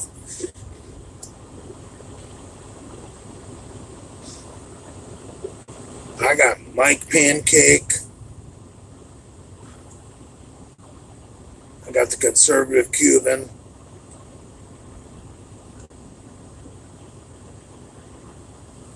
And I've even told Mike Pancake, who's a personal friend of mine. I've known him since about 2005 in Delray Beach. And he's not a small guy. He's like 6'4", 230. I mean, he's a decent sized guy. I've said, Mike, stop with the Brad and Valerie stuff. I think Brad and Valerie want to retire to the countryside and not be involved in all this misfit nonsense. So, like, anything you have about their past, I think we're just going to have to move on. That's the kind of guy I am. I'm a good guy.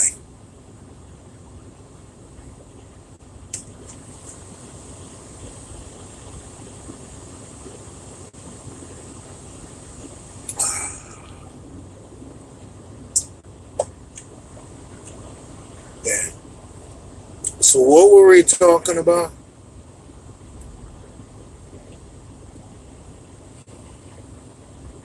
Father, come forth from the fire.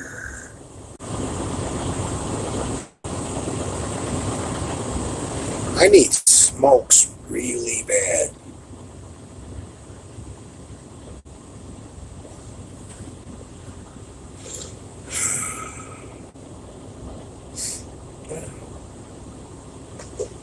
What about Hamburg? That fucker wants to fight? Come on, man. Hamburg couldn't even stay sober to meet Lenny at the gym.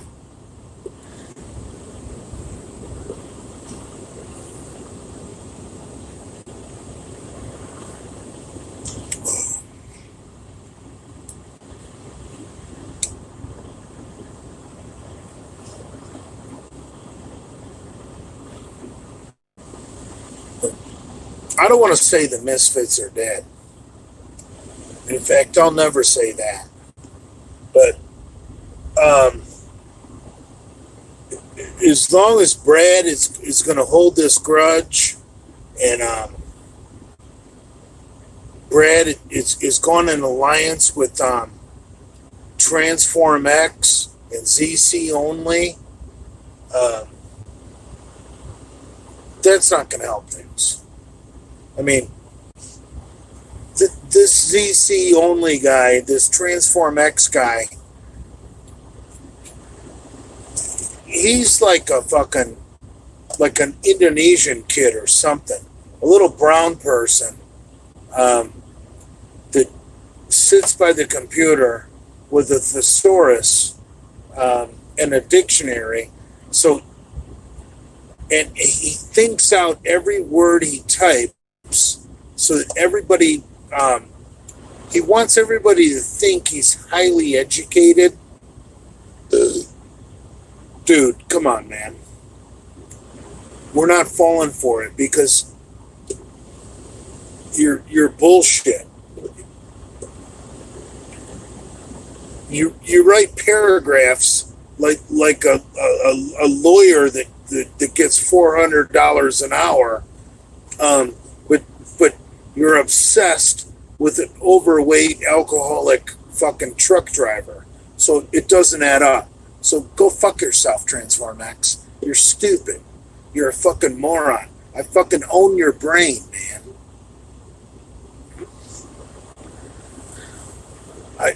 I got a $20,000 education at Eastern Michigan University, and I own you because I'm a superior male. You're a little Indonesian boy or whatever you are, like a little like. Are you a native of New Zealand, like a little animal?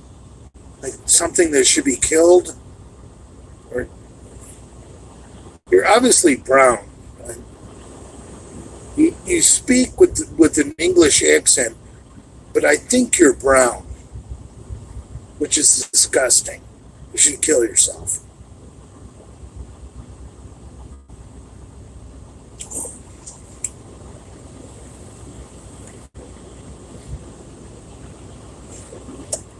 Big Rob Fitness.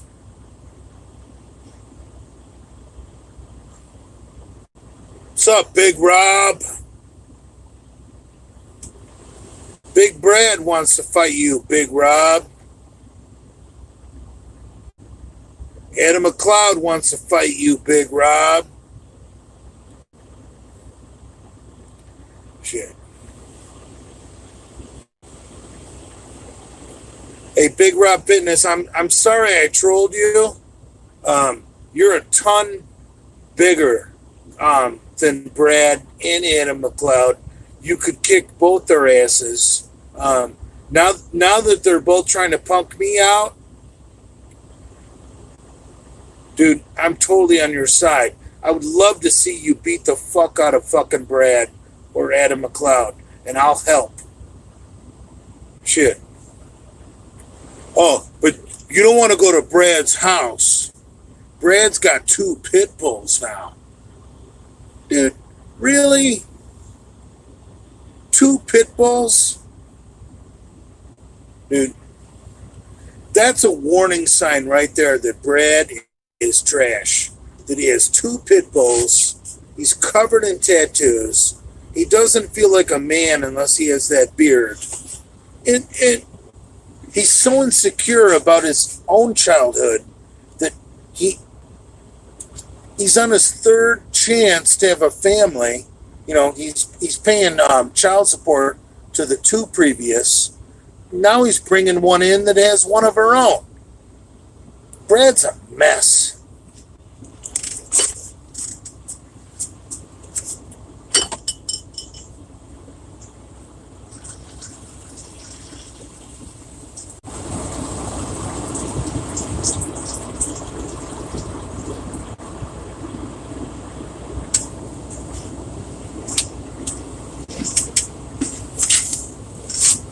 Come on.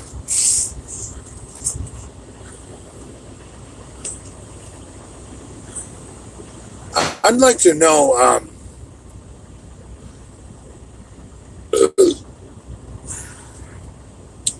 I enjoy the study of psychology, and I want to know, I deeply want to know why Brad would take on a single mom who basically during the COVID-19 had no job.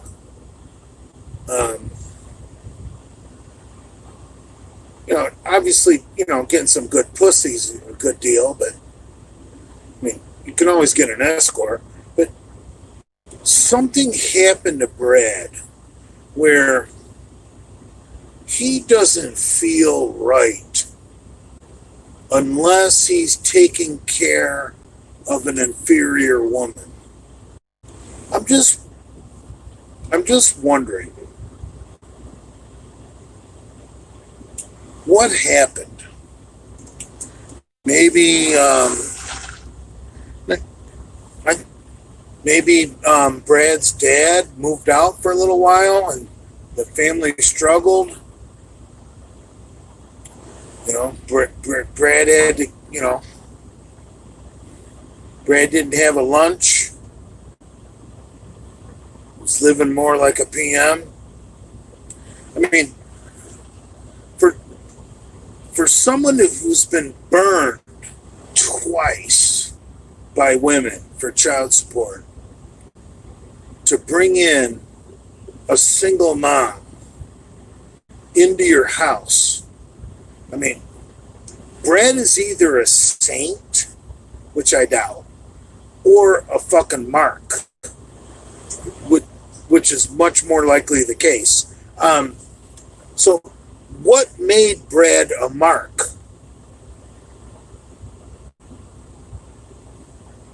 His dad must have done something real shitty to his mom when he was a kid. So now he has to get, prove he's a man, get all these tattoos.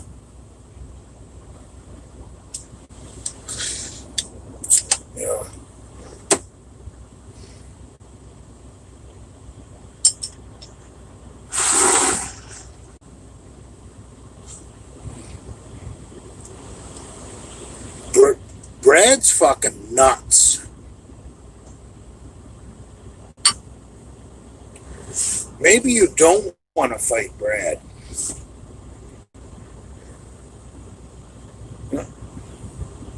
Something you guys don't know about Brad?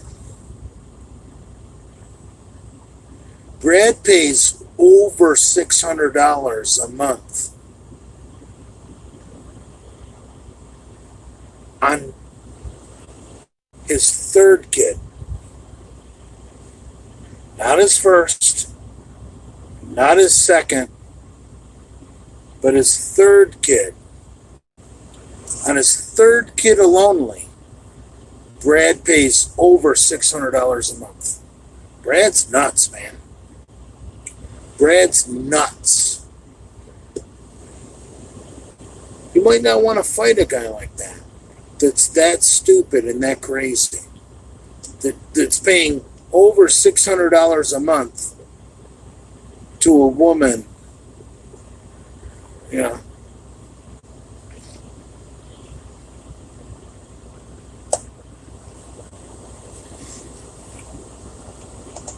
Brad's gonna uncork one day and kill somebody. Maybe it'll be me. Whatever. I doubt it.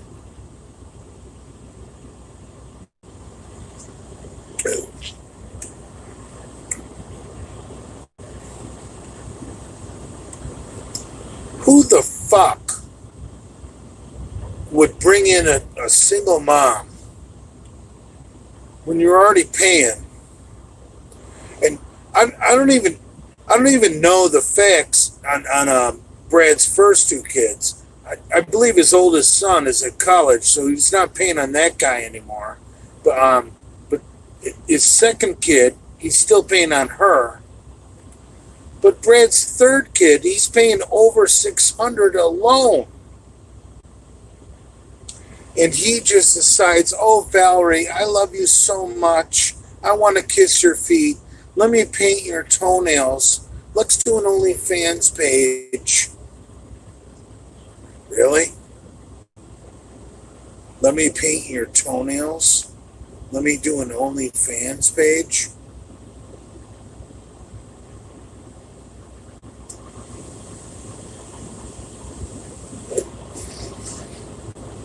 Yeah, okay.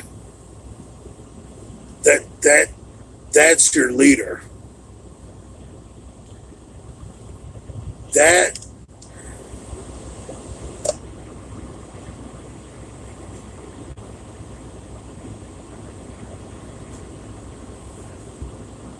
poor Brad. I feel so far.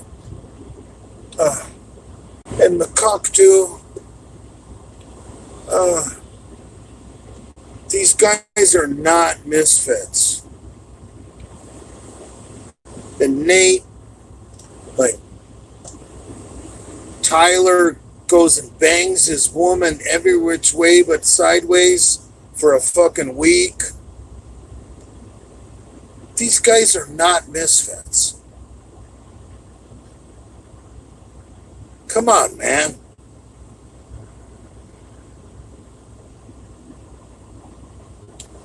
The situations I just described, would Big Richard put up with any of this? Look, I don't put Big Richard as my end-all, be-all for what it takes to be a misfit.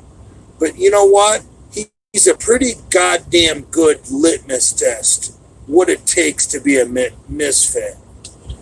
So, would Big Richard bring in a woman into his home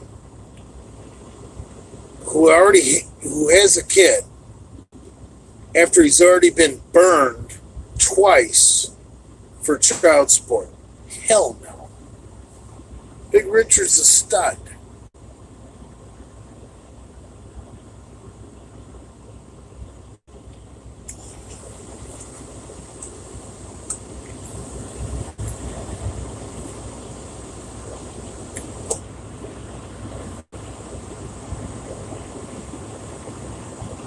Yeah.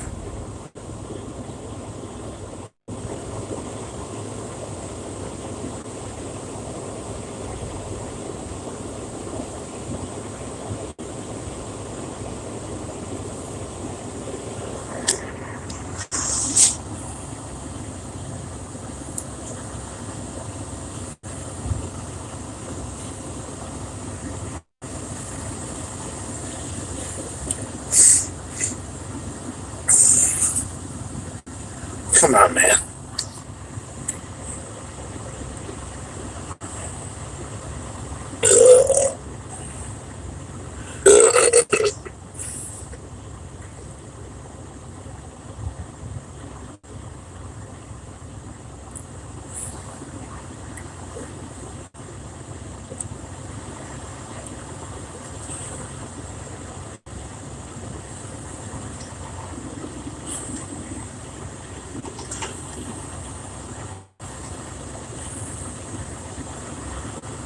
Big Richard is the authority on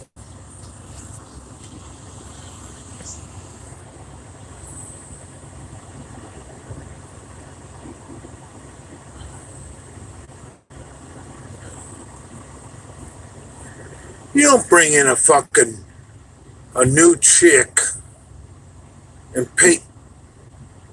Come on, man.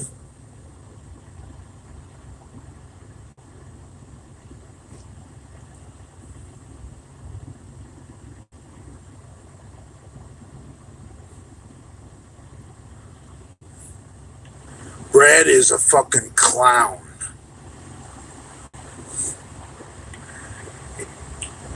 Brad is subsidizing the fucking lifestyle of 3 separate women in Palm Beach County alone. He's got his first wife paying her child support. He's got the wife of his 3rd kid paying her child support. And now he's got the taco queen who's living in with her kid. And no one even knows who the father of that kid is. That poor kid. Jesus Christ. Big Richard would just like want to fucking throw himself in the river over this. Brad is breaking all the rules. He's like spreading his cum all over the place like he's got some kind of unlimited checkbook.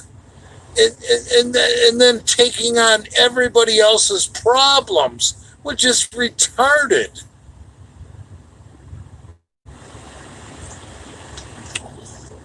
Whatever. It's not my problem.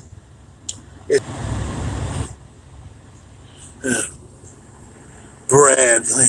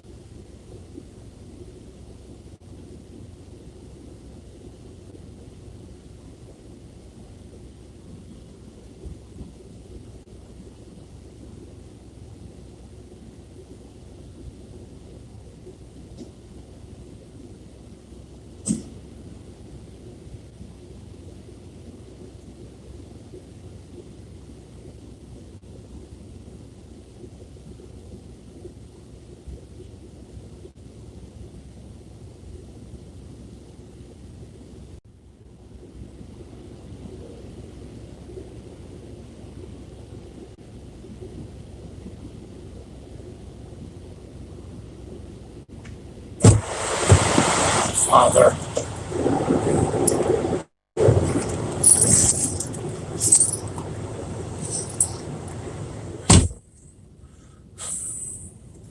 Oh, we still live?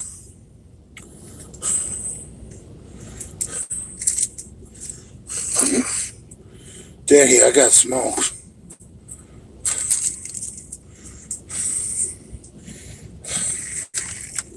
Daddy, don't hurt me.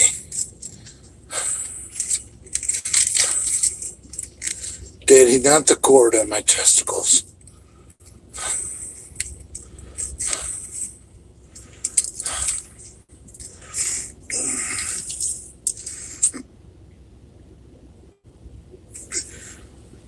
Daddy, I promise to be good.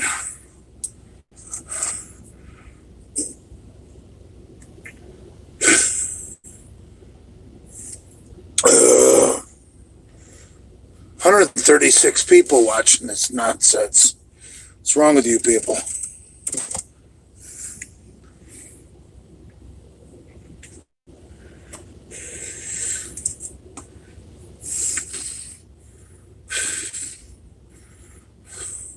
Mother, will they drop the bomb tonight?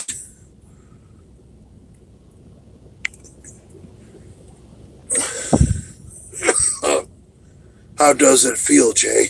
First smoke? Pretty good. The first couple cigarettes after you've been drinking, the first couple smokes or tokes of nicotine are incredible. That's why I don't smoke a lot.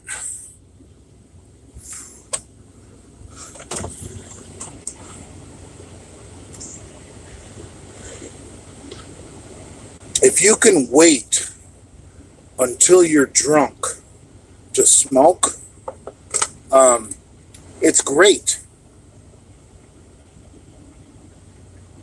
You actually get something out of it. Like right now I'm smoking a cigarette and I feel like $1 million fucking dollars. Whereas people that smoke all day, every day, feel like shit.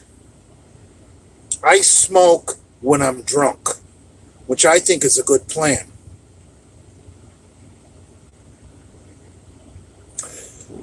Now, some of you may say, well, Jay, you shouldn't be drunk, you shouldn't smoke. Right. Absolutely. But if you're gonna smoke, only smoke when you're drunk. Don't smoke when you're not drunk. What the fuck good is a cigarette when you're not drunk? Someone answer me that. A cigarette is useless in the morning or during the day. Unless, of course, you have a hostage. Like,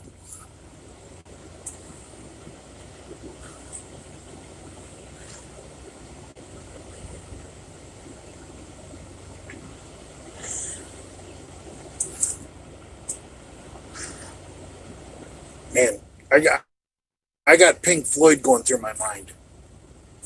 That Mother, will they drop the bomb tonight? That's what song is that?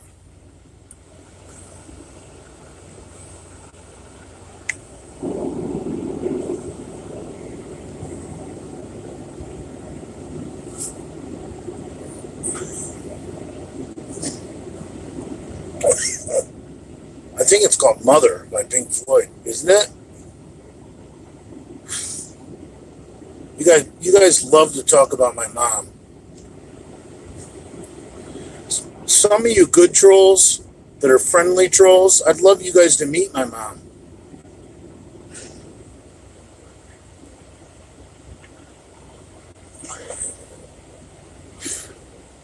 I have the best mom. Was my mom a slut? Yes. My mom was a slut after she divorced my dad. And Did I see a lot of traffic in my house after my dad died? Yes, I did. Did it affect me? Yes, it did. Is that what you want to hear? That's the fucking truth. What do you want me to lie? Do you want me to say, "Oh, I'm fine. I don't care"? No. It affected me quite deeply.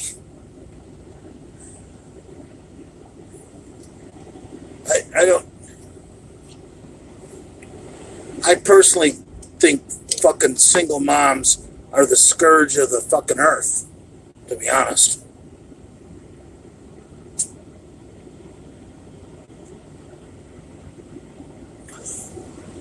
And my mom married a pussy. Her second husband.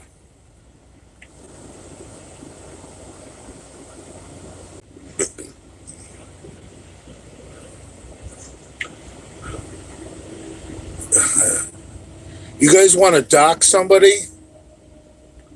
Should I dox my mom's second husband right now? Would that make me a big man? Would you guys like to know who my mom's second husband?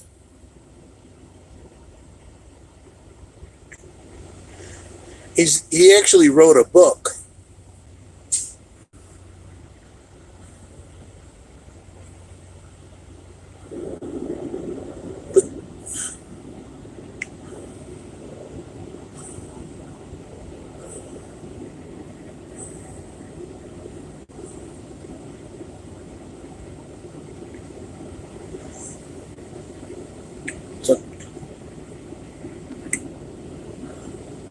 But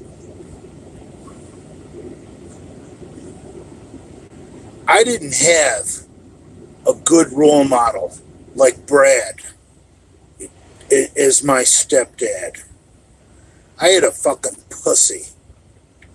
I had a tech geek that was more like McCuck than Brad as my stepdad.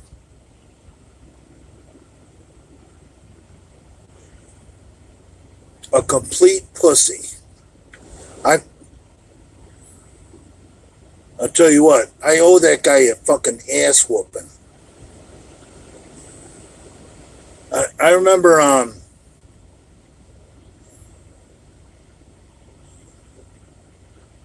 got a good story. You guys want to hear a good story about a stepdad? I used to be a pretty good soccer player, which I know you guys, you think I'm fat and I'm out of shape. I used to be real good at soccer when I was a kid. And I can't see the comments. I want to read the comments.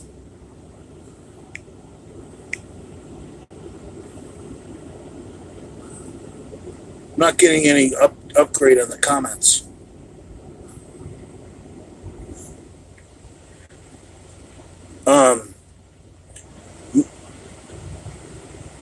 My fucking stepdad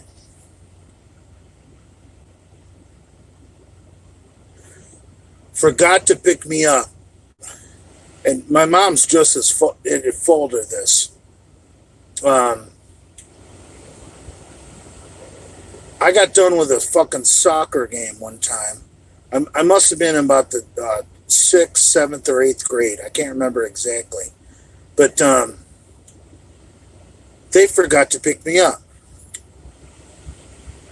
And I played my ass off. I was a real good soccer player. I played center halfback.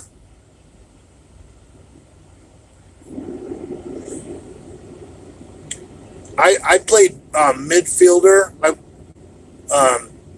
wasn't a very good forward because I wasn't a good goal scorer, and I wasn't a very good. I was a good defender, but I was an absolute animal at center half because I ran the entire fucking field like a fucking animal.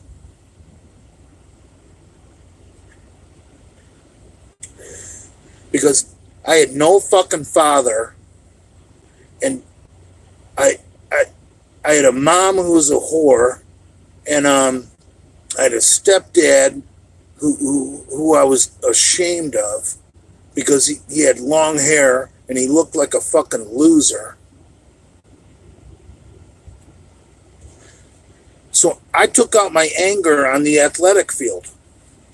So I became an insane soccer player, and I was a center halfback. I took all the throw-ins for my team. I took an old fucking long before CrossFit. I took an old soccer ball and filled it with sand. And I used to practice fucking throw-ins with an old soccer ball filled with sand that I taped up with silver duct tape. And that was before I ever lifted a weight in my life. I used to practice throw-ins with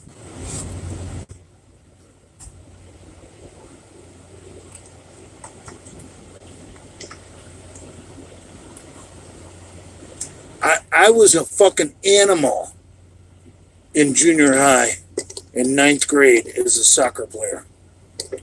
I was all over the fucking field.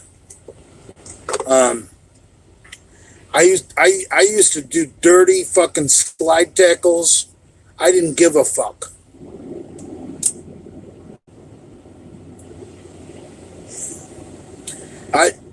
I was a real good soccer player.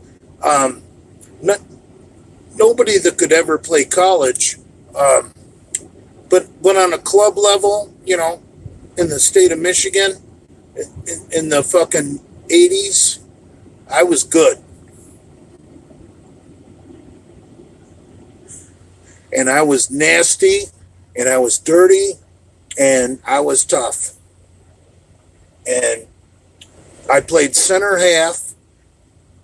That way I was up there with the forwards when they had the ball, and I was back with the defenders when they had to deal with the ball. I was always around the ball because my fitness level was I know you guys don't believe me, but my fitness level when I played soccer was better than everybody else.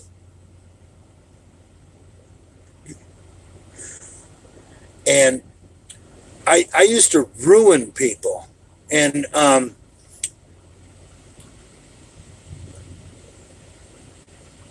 that's where I learned how to play sports, was playing soccer.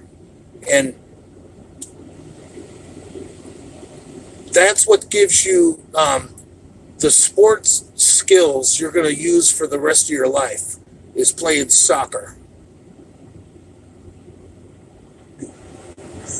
I didn't grow up being some kind of fucking skateboarder. No, I grew up fucking playing soccer. And I knew how to slide tackle, and I went in fucking cleats first, like Ty Cobb from the Detroit Tigers, trying to fucking hurt people. And I didn't need to score goals. My mission was always to take out their best player.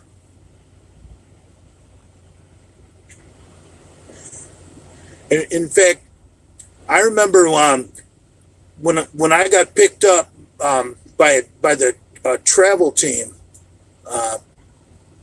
in must have been 1984.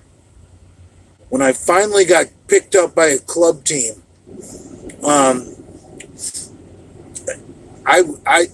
I was Mr. Nasty. Mr. Nasty, center halfback, up and down the field, everywhere the ball was. And if you had the ball, I was in your fucking face.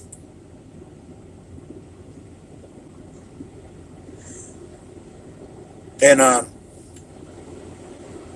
remember this is gonna seem funny to you guys because you guys think I'm a big fat oaf. I used to play with AstroTurf cleats on grass because I used every advantage I could get to be quicker. And I was only like 160 pounds. And, you know, other guys are playing with these long screw-ins. I'm playing with AstroTurf cleats because I could run faster. And I was center halfback, and I was the king of just wiping people out who had the ball. I was a good passer. I got more assists than anybody. Like, my claim to fame when I played soccer wasn't scoring goals. It was the assist, like passing the ball to the guy who had more talent than me, who fucking put the ball in the fucking net.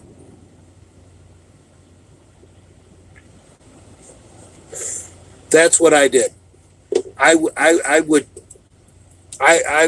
was a horrible person. Like, you guys think I'm a horrible person? Imagine my personality at about 160 pounds, playing center halfback, just all over the fucking field, ruining people, and taking all the throw-ins with big, strong triceps.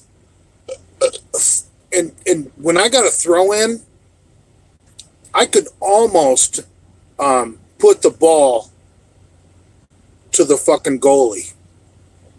So, like, were there times where I did a throw-in and guys would do a header into the net? Yes, there were. I've done that. How many times? I'm not sure. Maybe a couple. But yes, I've done that. I was an incredible soccer player. And then I turned to weightlifting, and my goals in athletics changed. But my attitude never changed. And my hatred for people and my hatred for what happened to me never changed. Ever. Ever.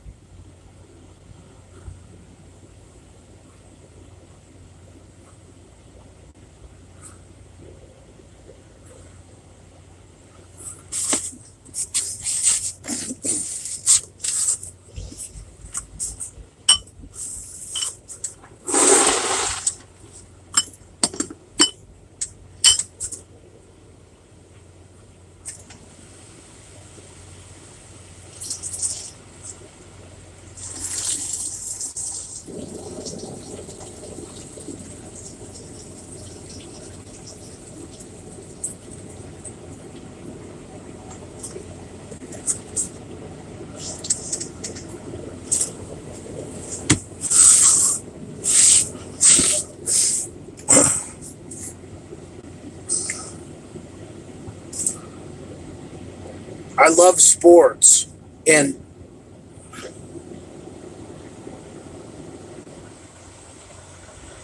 I like people that are nasty, and like football, for example. My favorite players in football are probably fullbacks, like the big guys who just blow people up and allow other people to score the touchdown, to me, that's victory. When you're that big guy that just blows people up and lets the other guy score, there's no better feeling in the world. That's what feels good. When your team wins and you can get enjoyment out of other people taking the fucking praise. And look, I was never really a star in sports my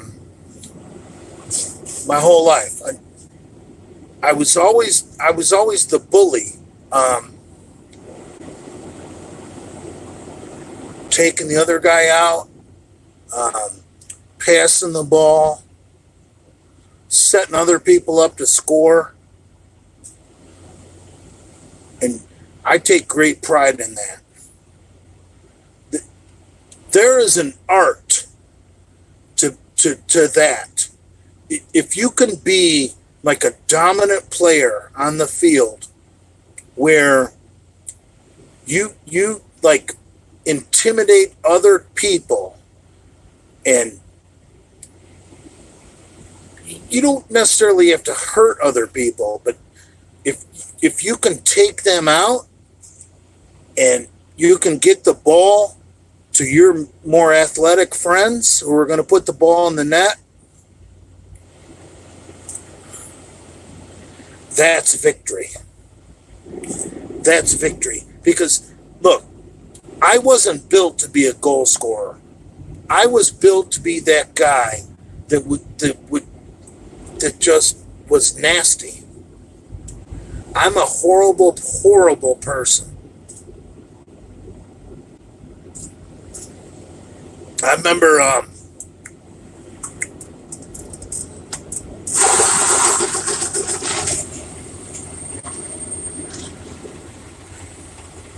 one of my first games in the ninth grade, when I got picked up by the travel team for soccer. I don't know if a lot of you guys know what indoor soccer is, but in Michigan, you play indoor soccer in the winter. So I never played travel soccer until I was a ninth grader. I played house league my whole life. So after playing soccer basically since kindergarten, 9 years. So freshman year in high school, after 9 years of playing soccer, I finally get picked up by a fucking travel team. And this team picks me up. And we're doing indoor soccer. And indoor soccer is kind of a weird thing. It's kind of like hockey. But anyway, this guy was guarding me rather aggressively. And I didn't like it. And maybe he was better than me. I don't know. But anyway, by the end of the game, towards the end of the game, I got pretty much sick and fucking tired of the way this guy was guarding me. And I fucking pretty much grabbed him and threw him down to the ground. And he gets up off the fucking AstroTurf because we're playing indoor soccer. And he comes walking towards me. And dude, I'm brand new on this travel team. I fucking jawed him in the fucking face. I'm brand new on this team. I got a name to make. I'm punching you in the motherfucking face. That's what I did. And I got ejected. He got ejected. That's what you do. You make a name for yourself. I wasn't the best soccer player in the fucking world. I was going to be known as the fucking enforcer. And I was just a fucking little fucking 165-pound fucking freshman.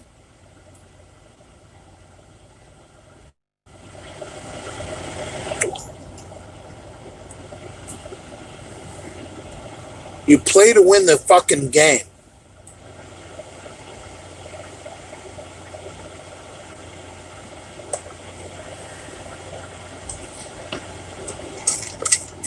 You don't have to be the best guy out there.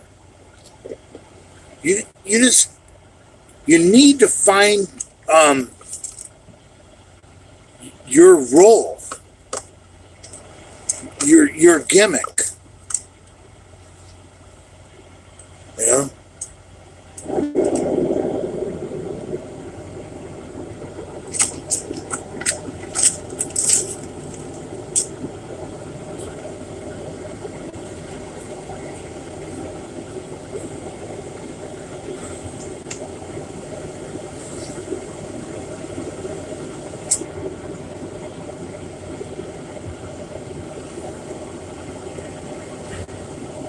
I played soccer with fucking anger.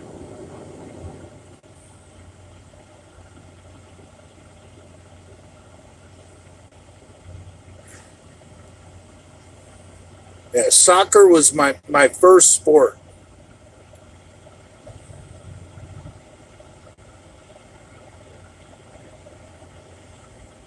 And so obviously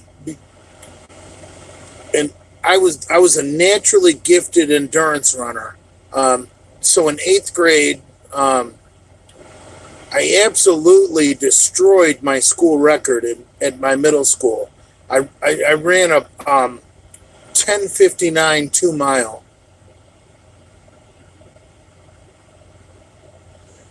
And I was just a scrawny little fuck who was angry. Very angry young man. And I went out and ran a fucking 10:59 2-mile because I hated my mom. I hated my stepdad. And I used to run at night. I used to run. I used to go out and just run.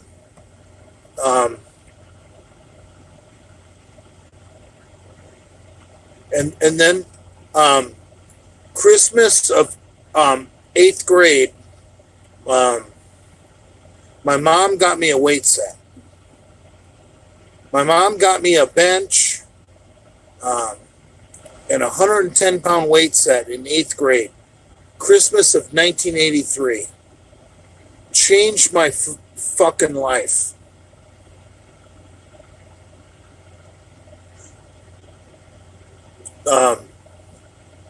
I remember being in 9th grade and being in the football weight room, and for all the scrawny 9th graders, like 135, having a big plate on each side was a lot of weight.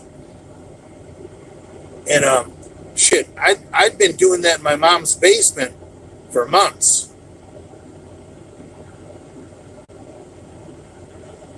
I remember repping out 135 for like 10 reps in the 9th grade, and I racked it.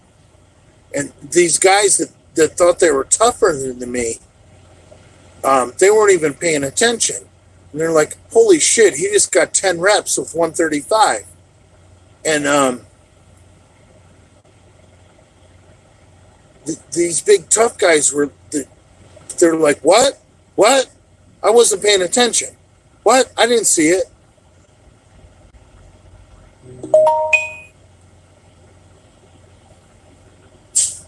I'll tell you what.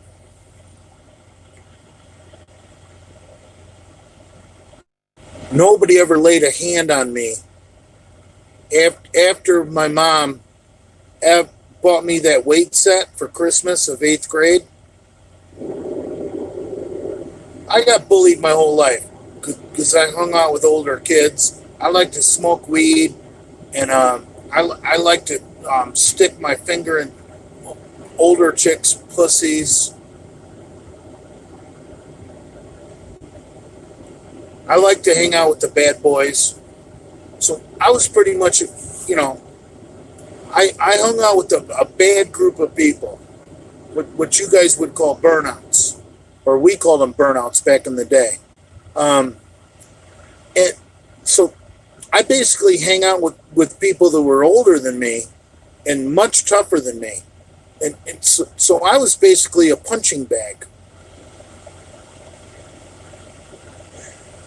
But after I proved myself in the high school weight room in 9th grade, nobody ever laid a hand on me ever again. Ever again.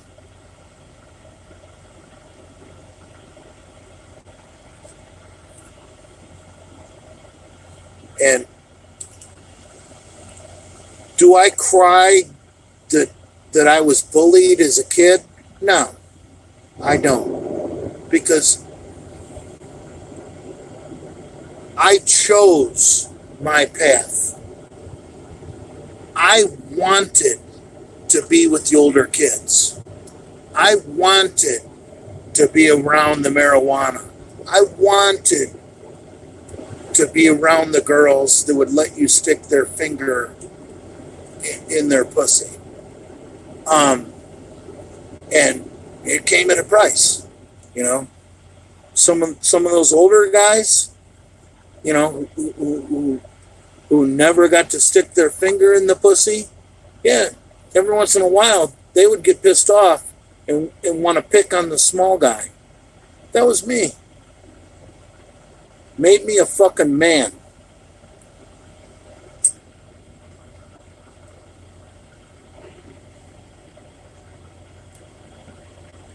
Am I okay? Yeah, I'm real okay. I wouldn't trade one piece of pussy for any of the bullying I ever encountered. Ever.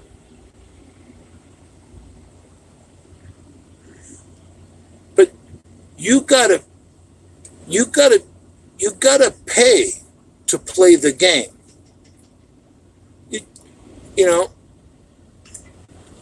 You want to finger the older chicks and play with their pussy and make them come, when they're cuckolding the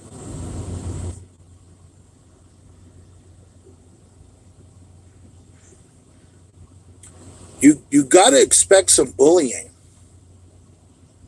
Bring it, motherfucker. But by the time I was 10th grade, nobody in that school would fuck with me.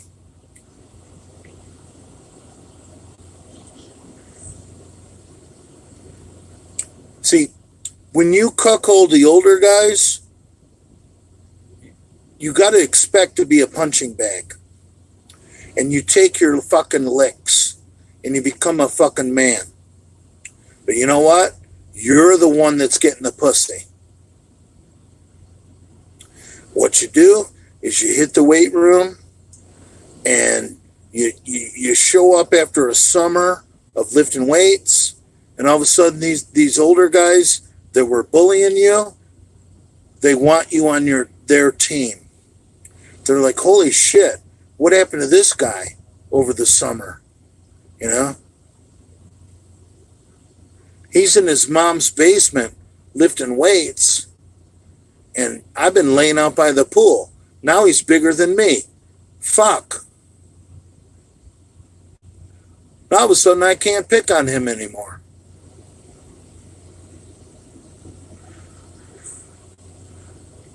Guys that used to terrorize me when I was in the 4th grade, by the time I was in the fucking 9th grade, I was bigger than them. That's how you win the war. That's how you win. You play to win the fucking game. And you take their pussy and they get even more angry.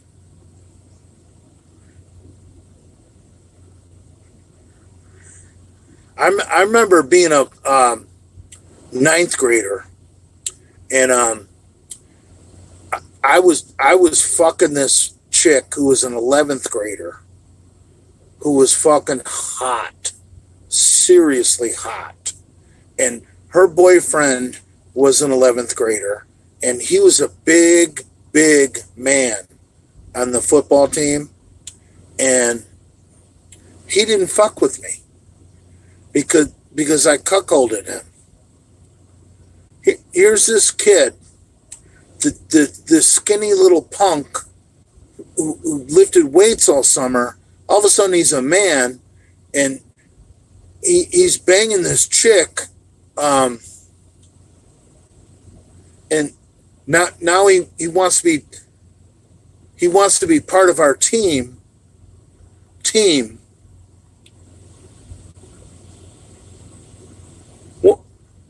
What's the coach isn't going to put up with that.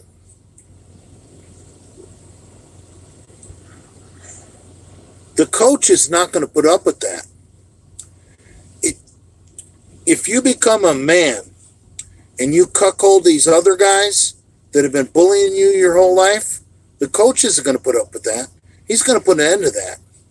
He's going to say, no, this kid's on our team. And the older kids, the coach doesn't even need to do shit. In fact, I remember one of the older kids in my neighborhood that used to terrorize me. Absolutely terrorize me. Beat the shit out of me several times.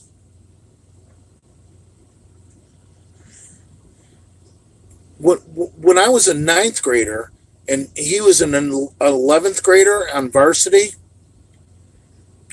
he actually protected me. See, that's how you gotta be a man and stick your nose in it and expect your nose to get punched. But you know what? It pays dividends. Because those people that used to bully you are eventually gonna be the ones that protect you. And that's the America I believe in and worship. Was I bullied and beat up as a kid? Fuck yes. Horribly. But by the time I was a fucking ninth grader, those kids that used to beat the shit out of me, that were the captains on the football team, did they look out for me knowing I was the future? Yes, they did. Yes, they did. Because I was part of the team. The team. And that's what you need to understand. It's okay to get beat up. It's okay to get your nose bloodied. But you know what? You come back and you stand up for yourself. And the people that bullied you will eventually be your biggest protectors. Take it like a fucking man.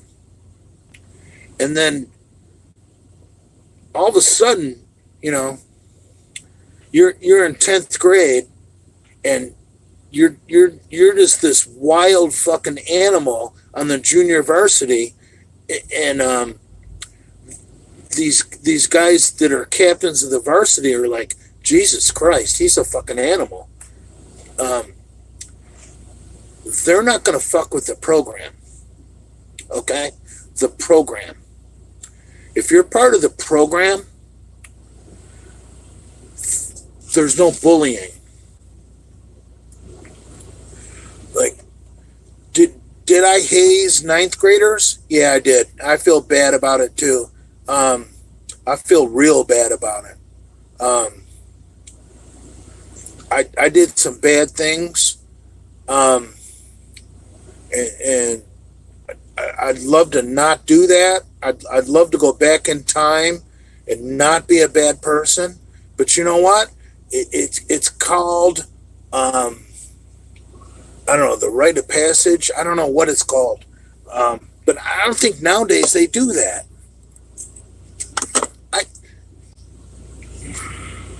You guys talk about me being afraid of people. Come on, man. I was afraid of people when I was in the 4th grade. Real afraid of people. I had 5th graders every single recess. I don't know if they have recess nowadays.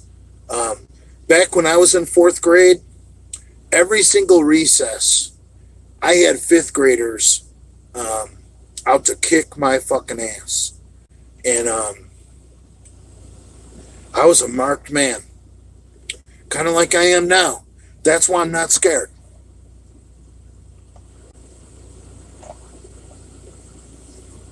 People have been wanting to beat my fucking ass since the 70s. And they've been beating my ass since the 70s. Nothing's changed. Nothing has changed. You just get bigger and you get stronger, and the strong survive time. See, I don't care if you're the baddest warrior for 5 minutes.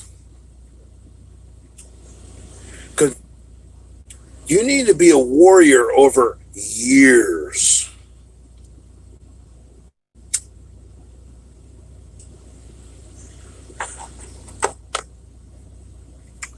You guys like to dox me? Dox me. You'll find plenty of people that went to, said, oh, I kicked his ass. And it's probably true. But ask them about, like, once I became, a man. And they'll be like, oh, no, Jay's a real good guy. Great guy. They change their tune. And I'm not saying you need to go after every fucking bully. You don't.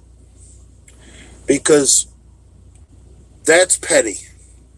What you do is you become strong and you become huge and you act like it doesn't bother you.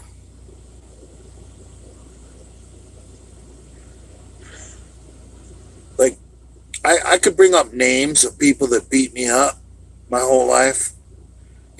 Guys that are completely small now that would gladly buy me a drink if they ran into me. Like, oh, fuck. If I went to a high school reunion, guys would be like, oh, shit. If I brought up, remember that time you tried to bully me? They would be humble as fuck. They wouldn't be like McCloud. See, people like McCloud need to be brought down to fucking where I was brought down to. McCloud makes these videos where he shows his teeth. I would love to punch him when he makes those faces. But McCloud has admitted that he runs to the police. McCloud runs to the police. I never ran to the police. You guys that doxed me, find a police report where I filed a report on someone for beating me up. Find one.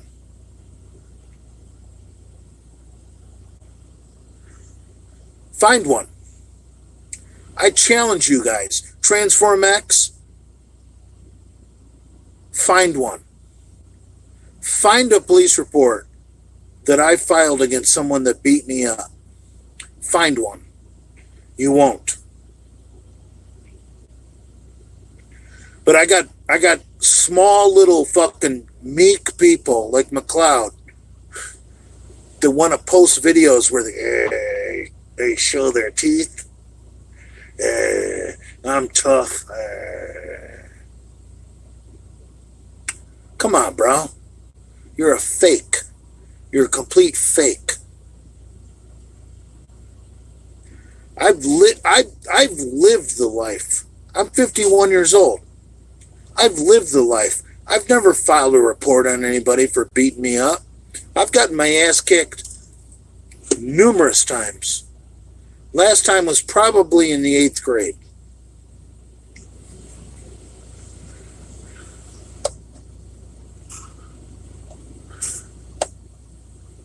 But you got people wanting to play fucking tough that aren't tough. You got to lose some fights to be tough. I've lost plenty. I've lost more fights than I've won. But I don't think I've lost any in 20 years. Or 30 years. Or maybe in 40 years.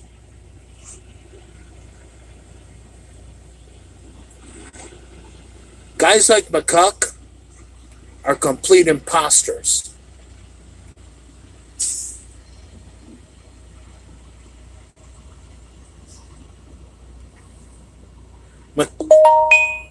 McCuck wants to fucking box. He wants to fight Big Rob Fitness. I'd like to see that. I'm with Big Rob Fitness. I'm wearing a Team Humanity t-shirt right now. I guarantee you Big Rob Fitness would beat the fuck out of Adam McCloud. I'm willing to bet my fucking baby toe.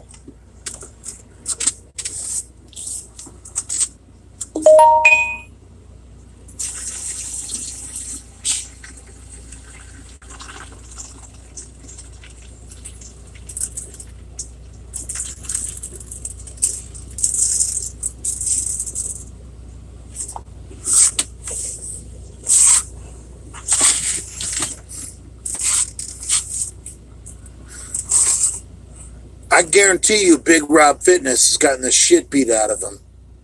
I guarantee you.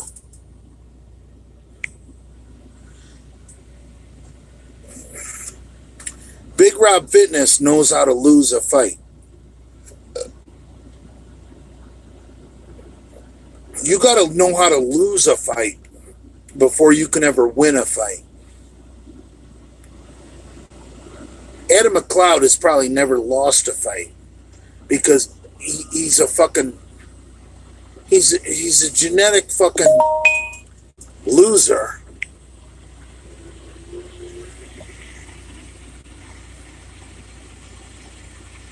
You guys understanding this?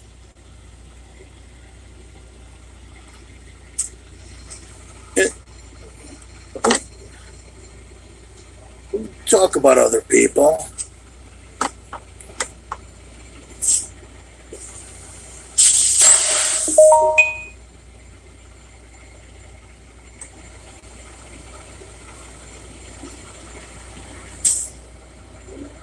Brad's probably never lost a fight in his life. You know why? Because people like Brad and Pomps are fucking skateboarders. They're fucking cowards.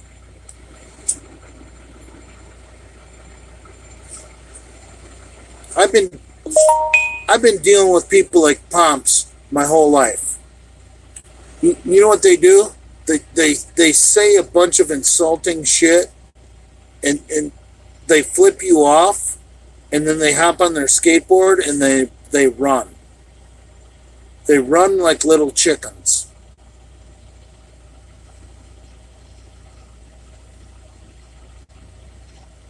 McCuck and Brad and Pomps are birds of a feather.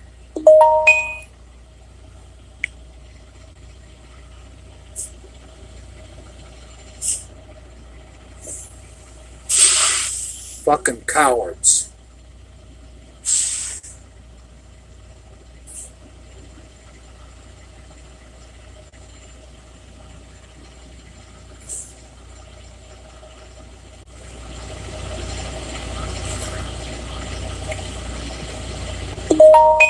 Who are all these people texting me like, oh, I've been doxxed? Come on, man. I can get a new phone number tomorrow, but I haven't. Come on, man.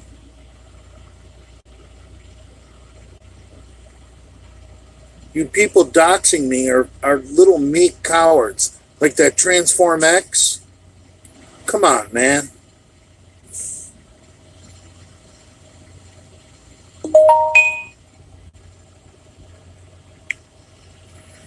Or that swimming in Lake Cressida. I noticed he changed his name. He's a little Muslim boy that wants to fit in the misfit Genova-verse so bad. Come on, man.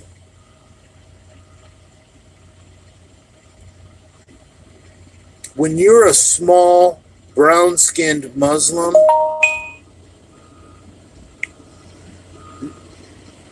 you don't fit in, man. Get the fuck out of here.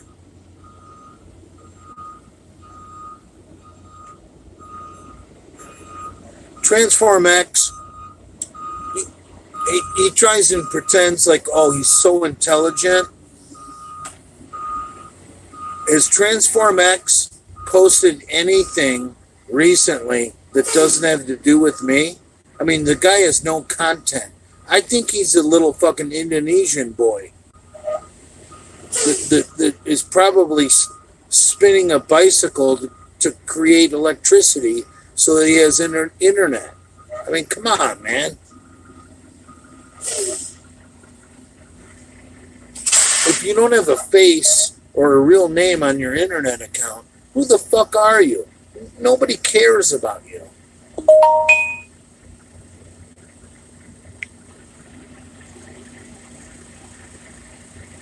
No one cares about these nameless, faceless accounts.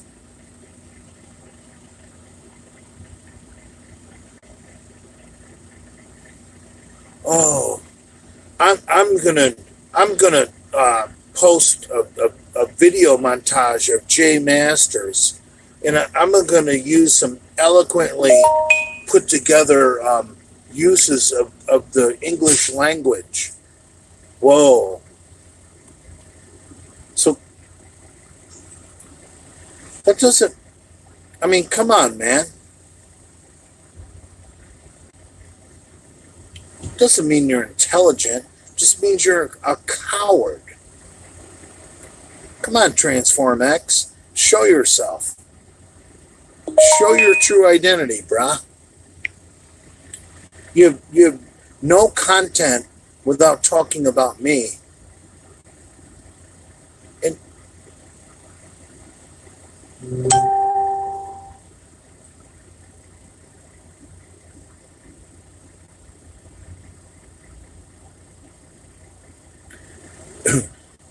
you know what's funny about Transform X is little butt buddies are Hamburg, Brad, McCuck. Come on.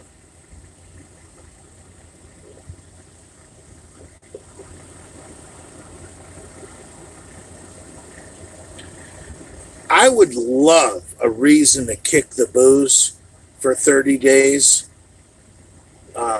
to get in the ring with Brad. That would benefit me.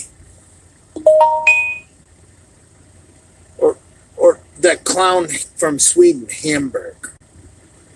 What a little piece of shit.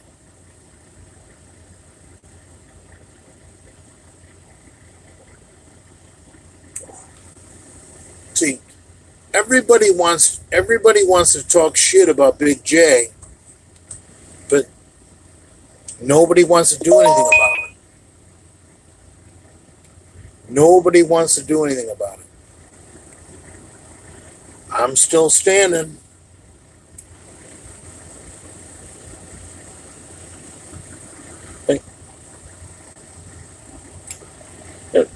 It brings me back to like some of the misfits who I don't particularly care for. Like Nate, for example. Nate is a complete cuckold. But you notice Nate isn't talking shit about Big J. Because Nate knows his place in the fucking Genovaverse. Nate's like, you know, hey, I'm a little Filipino boy. My girlfriend's a whore. I understand Jay would smack the fuck out of me. So I'm just going to try and stay out of this. That's why I like Nate. Because he knows his place. More of these people need to follow the more of you guys need to be like Nate. Just realize you're a cuck and keep your mouth shut.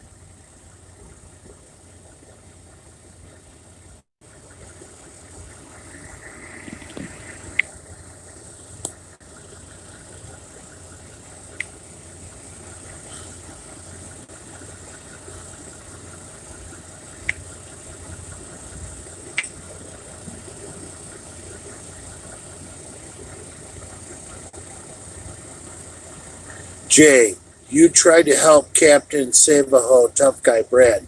Yes, I did. Dude, something happened in Brad's past that no one knows about.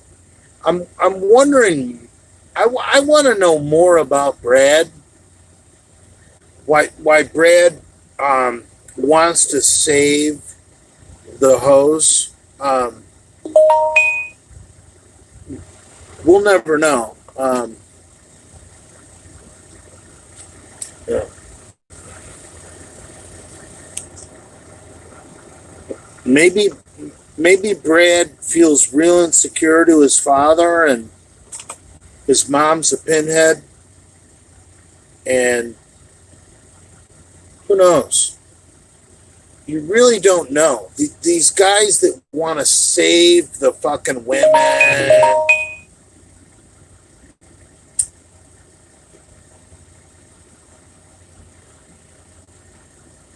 Like,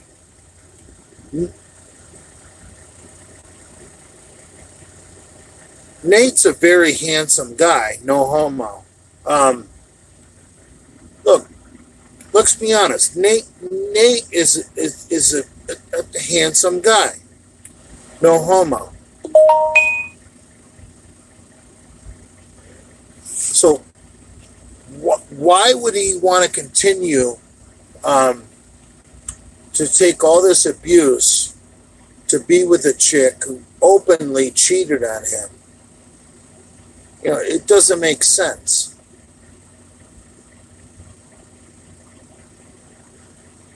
You know, Brad wants to save all these single moms. I mean, it doesn't take a rocket scientist to figure out that Brad is single-handedly subsidizing the lifestyle of 3 single moms in Palm Beach County alone. And that's just Palm Beach County.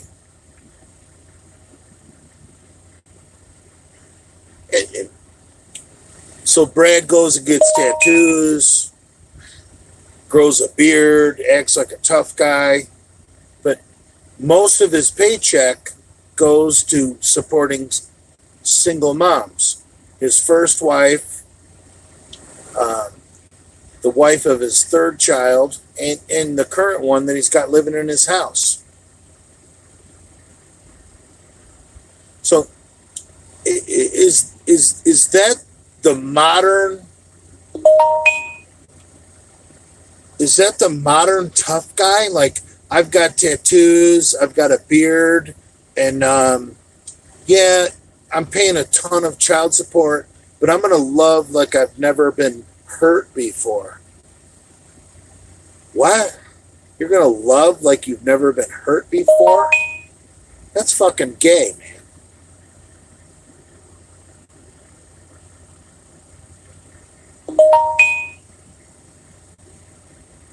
I'm going to... If you met a chick and you told her, and you took the Brad philosophy, and you said, I'm going to be like Big Brad Wolf, and you met a chick, and you said, I'm going to love you like I've never been hurt before. Dude, if you found a real woman, she's going to fucking laugh in your fucking face. So that's why I don't think we should be attacking Valerie, because she's an opportunist. She found a guy that wants to love like he's never been hurt before, which is a joke. I want Valerie. I'll love you like I've never been hurt before, dude. I must hang with like really terrible women, because if I ever told a woman that I know I want to love you like I've never been hurt before, they would laugh in my fucking face.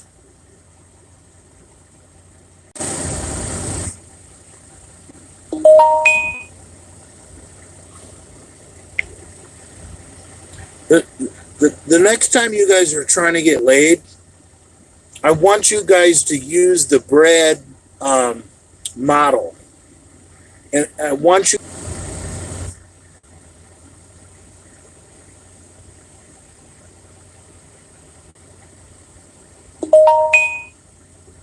I want to love you like I've never been hurt before. So what Brad does,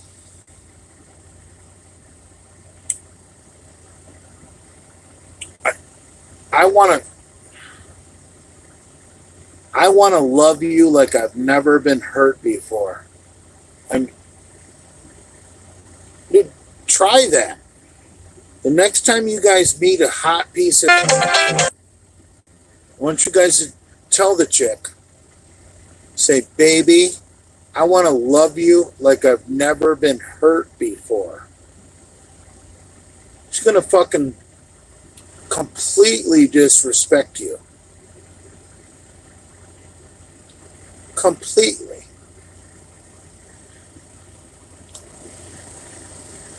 If your goal is to get a chick to swallow your fucking load, the last thing you want her to know is that you're willing to love her like you've never been hurt before. I mean, come on, man.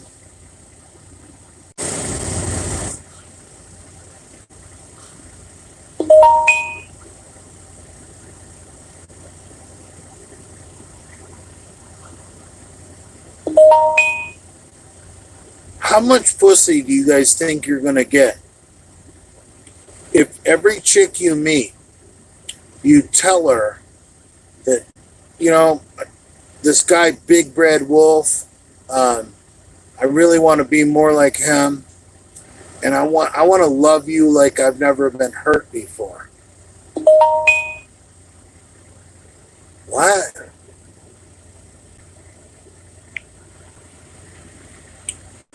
I, I, this is a serious scientific experiment.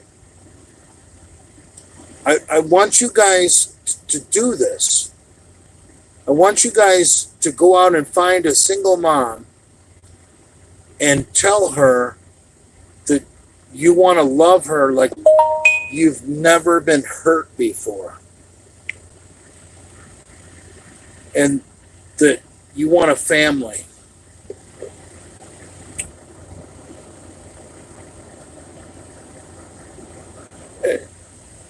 Come on, man. What kind of man loves like he's never been hurt before?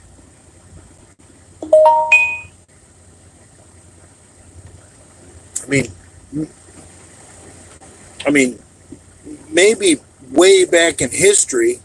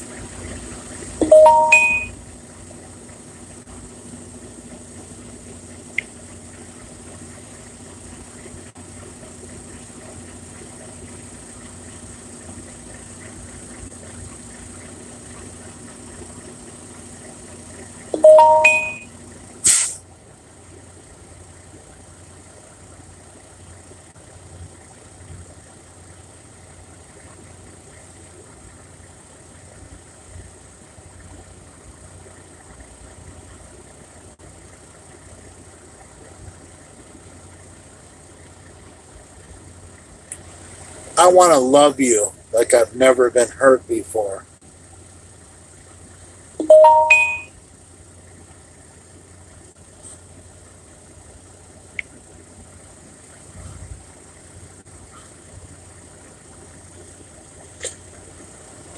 I want the old Brad back that was with that chick that wanted a baby so fucking bad, and she made his life miserable. The old Brad.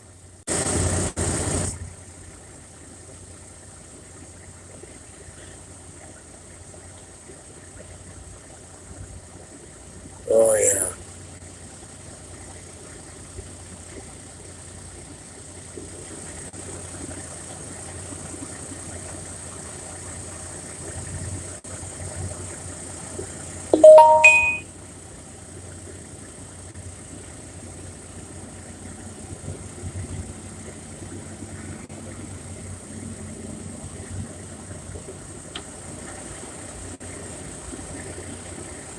You guys remember the old Brad?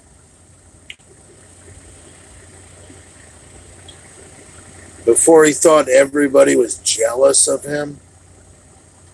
That's the Brad we liked. The real angry Brad that just was angry.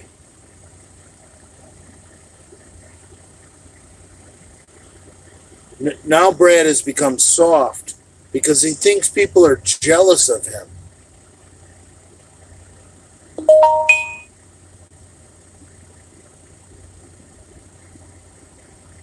Brad actually thinks people are jealous of him. Now, how many of you guys are jealous of a guy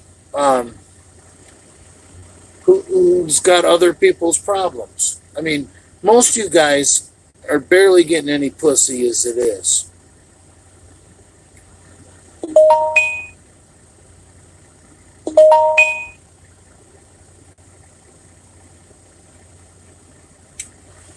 Brad really thinks he's fucking awesome. And, you know,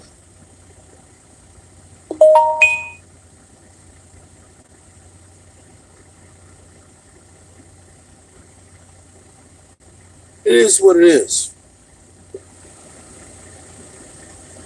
I mean, I personally, look, I'm 51 years old.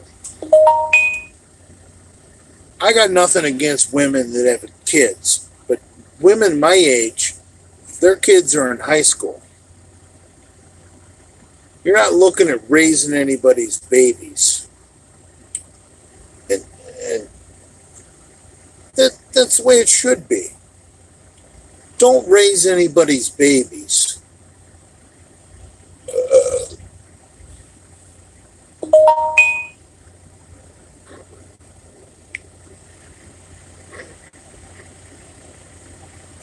You know,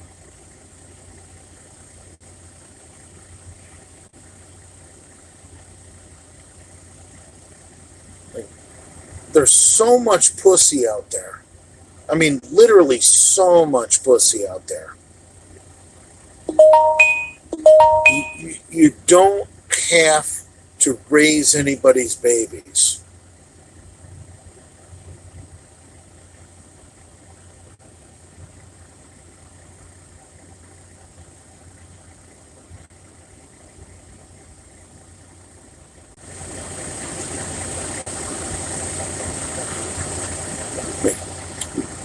My stepfather was a complete pussy. Couldn't hold a candle to my old man.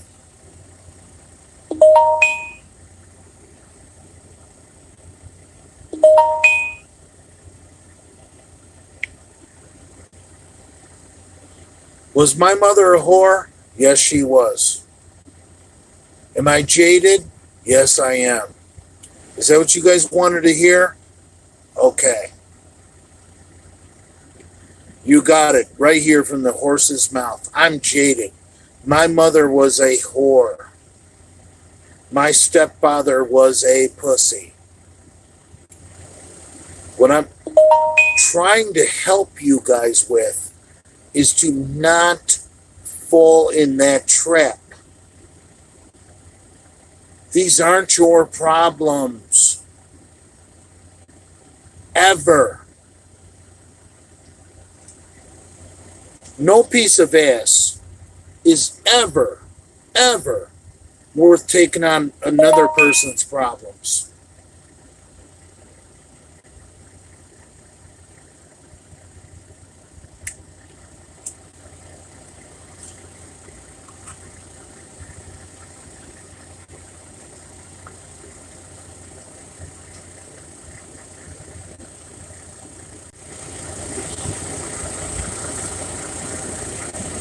Whatever.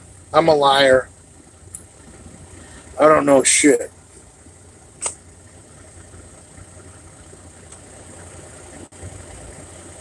I'm just telling you that there's so much pussy out there. You don't need to ever settle. Ever. You work on yourself and you build yourself up and you become the man you want to be. You don't ever try and oh, I need to do this because, oh, she's got a kid.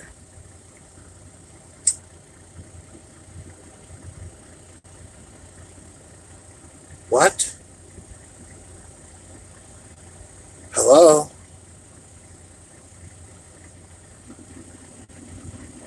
You become what you want to be.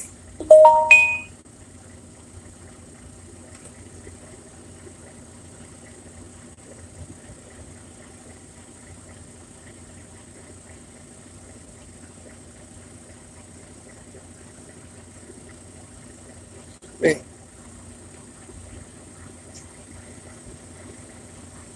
be different if you're a guy like Brad and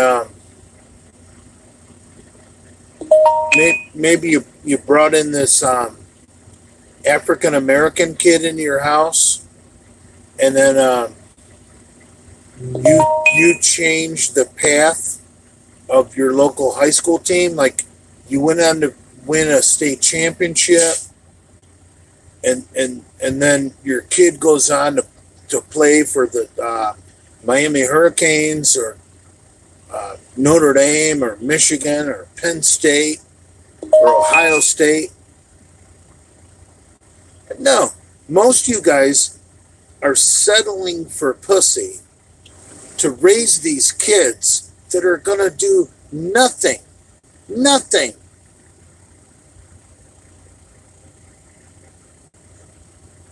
Now, what the fuck did you do for the world? You made some single mom's life easier? And you made it more comfortable for some average kid to go on and lead an average life?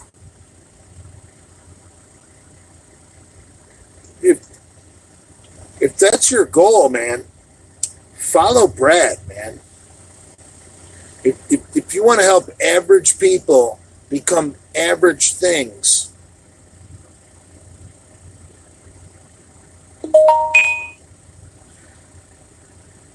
look, I had an absolute scumbag for a stepdad. Absolute scumbag. Long hair, fucking scumbag. And I hated my mother so much, I turned to sports. And I got myself a fucking scholarship. And I got myself an education because I hated my mother and I hated my stepdad. So hatred can, if you focus hate in the wrong direction, yes, you can accomplish great things with hate. Look, I was a juvenile delinquent, and hatred made me excel at sports. Hatred made me get a 4-year degree.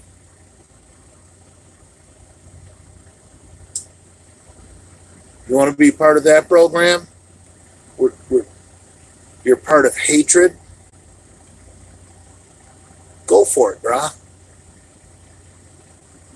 Man. Or you could be a guy like Brad. I'm just breeding mediocrity.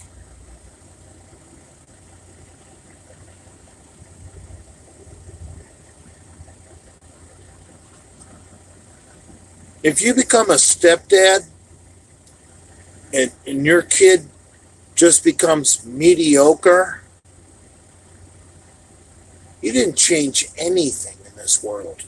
You just made the world worse, because what you did is you made it easier for some other cunt to be entitled to have an unwed baby, go out there and fucking find a man. You want to be part of that program? Where, yeah, you know, our kid wound up mediocre. Fuck mediocre. You want to be part of mediocre?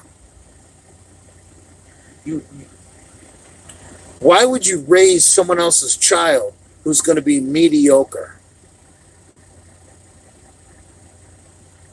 Give me a fucking break. You can raise your own kids to be mediocre. Look at McCloud. Adam's kids are going to grow up to be mediocre. You want mediocre kids? Raise your own kids to be mediocre. Don't take on someone else's kids to be mediocre. That's fucking weak.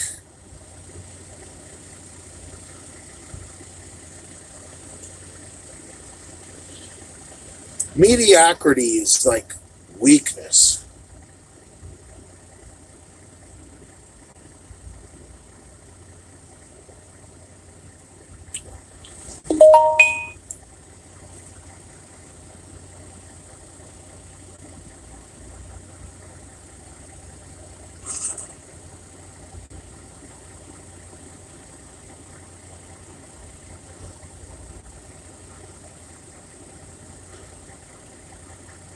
You need to be a father.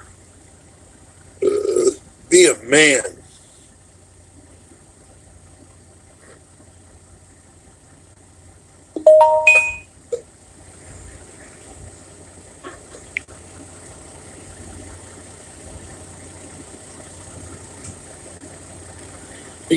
some kind of fucking washed up fucking ex-husband who becomes a stepdad and has mediocre kids. Come on, man.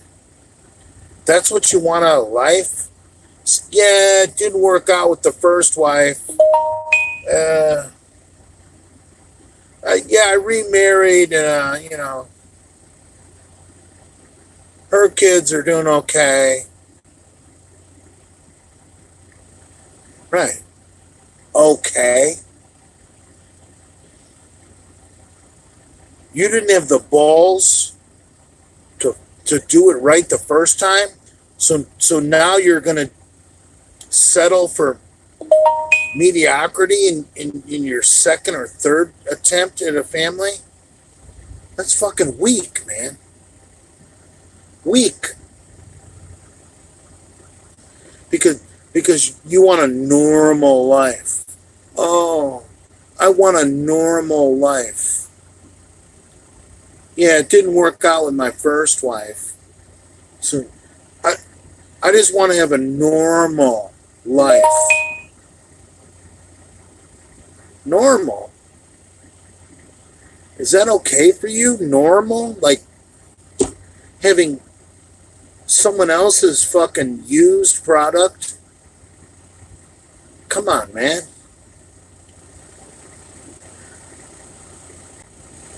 Yeah. They said I should have a family. Who the fuck is they? You guys tell me who they are.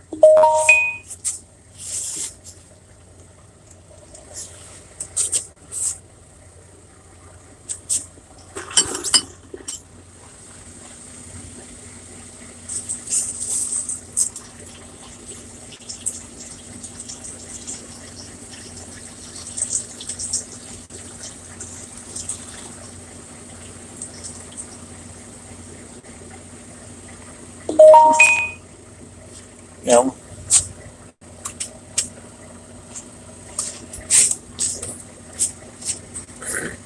Yeah, they said if I get married and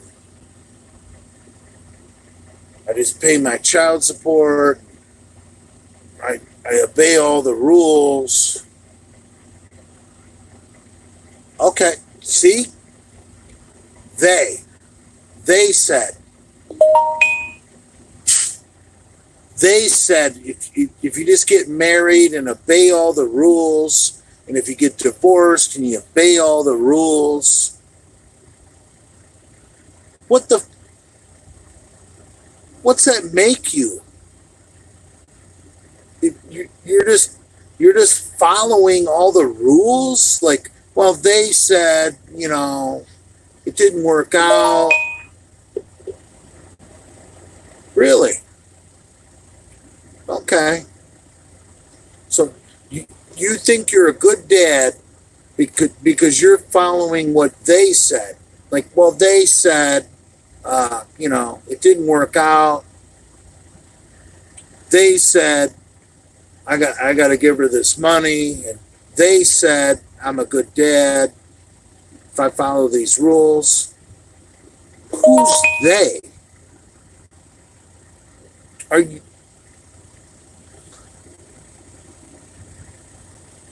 You're a cuckold is what you are.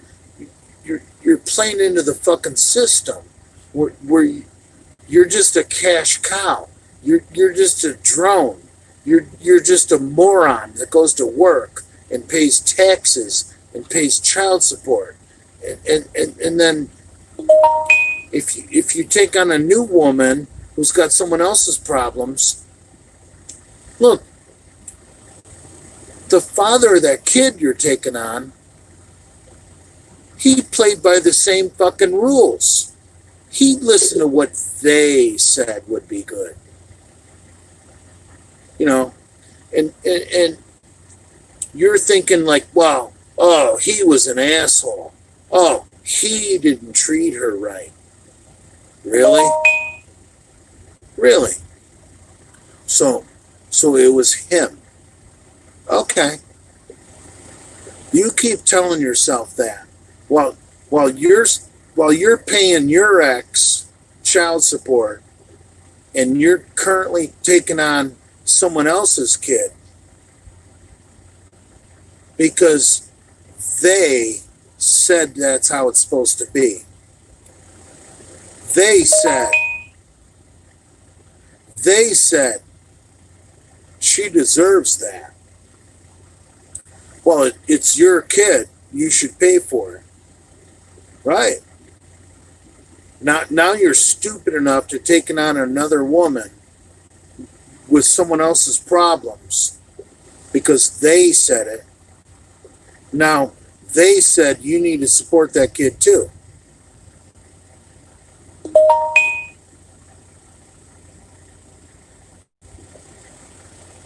Who is they?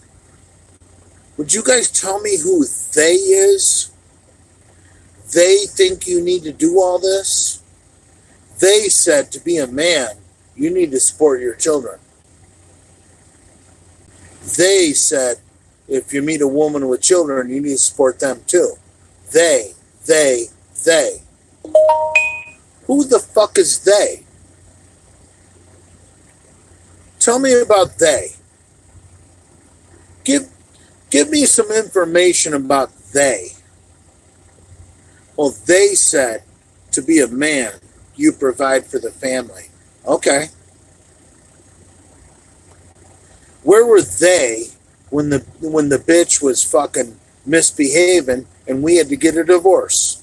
Where were they when she was a whore? Where were they, you know?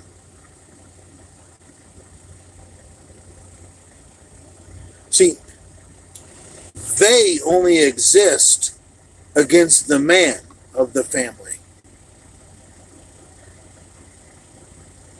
They will not show themselves ever when the woman is at fault. They will only show themselves to make the man seem the victim.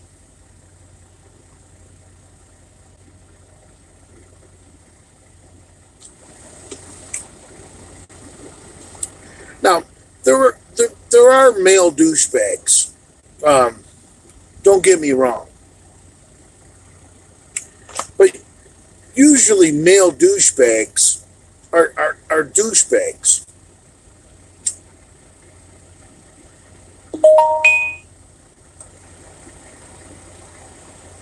A male douchebag will generally, a male douchebag will agree to child support when he knows he's just such a douchebag. And to go on with his douchebaggery ways, that he's just going to pay the bitch to go away so he can continue to be a douchebag. Now, I'm not on their side.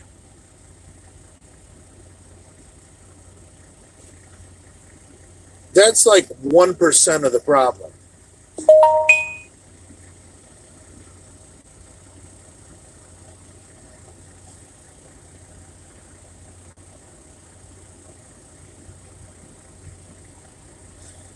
I mean, how many guys are married to a good woman,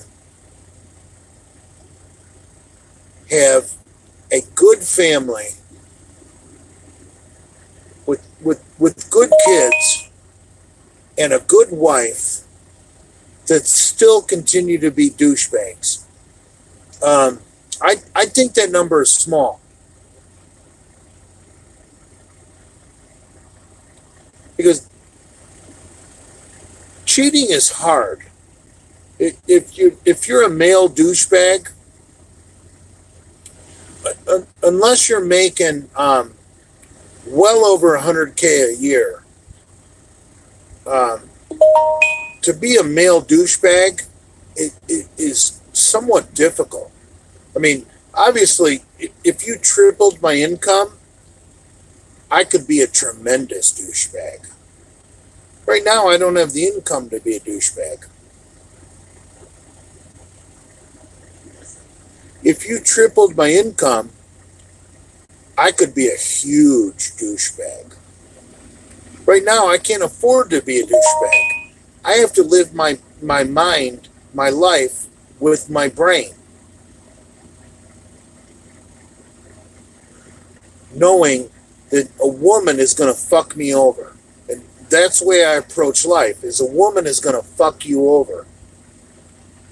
Now, triple my income, I'd love to be a douchebag.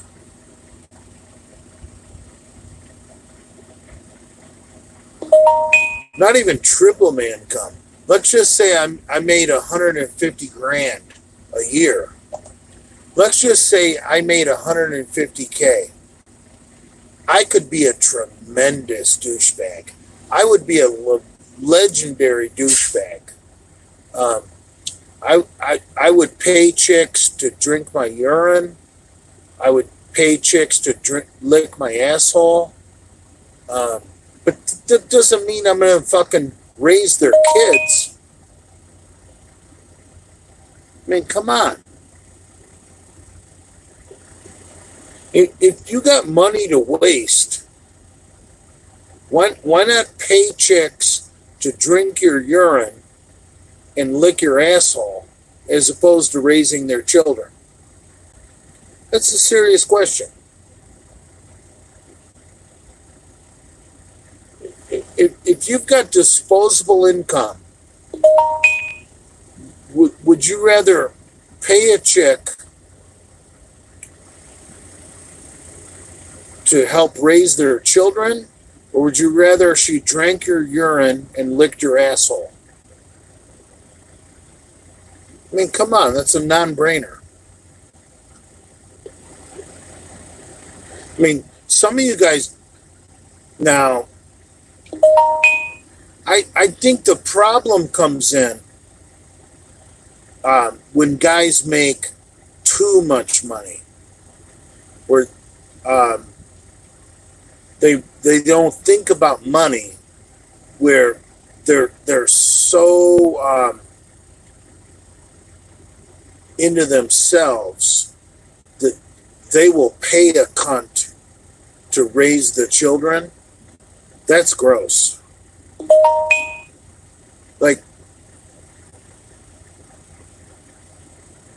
let's just say Big J was making 500 grand a year, and I knocked up some fucking cunt, some stripper, and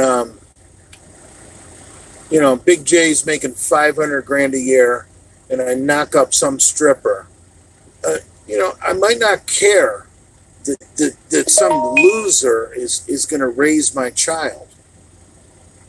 But that's disgusting too. Like, at one point, as a man, do you have to say enough is enough? These cunts are not going to raise our children. These cunts are doing a bad job at raising our children. Look at the kids walking the streets these days. I mean, come on, man.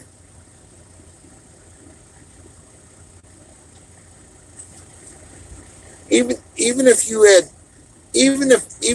made, let's just say, hypothetically speaking, you made $2 million a year, and you knock up some dumb cunt, and you're paying her good money, child support. You still can't father that child to ensure that child is not going to wind up a fuck up just like her mother.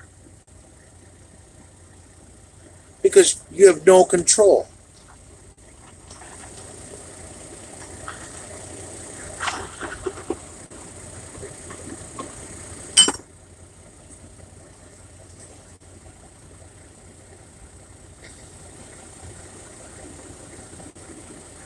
I mean, at what point,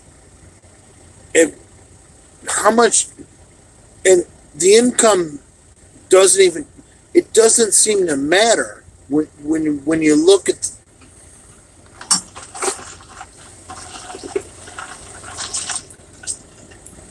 when you look at the numbers, it doesn't seem to matter what you make.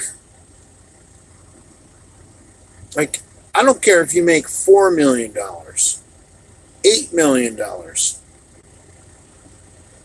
You can't pay these cunts for your kid to not wind up a fucking scumbag. So why the fuck are you people paying these fucking cunts to raise your kids? I mean, give me a figure.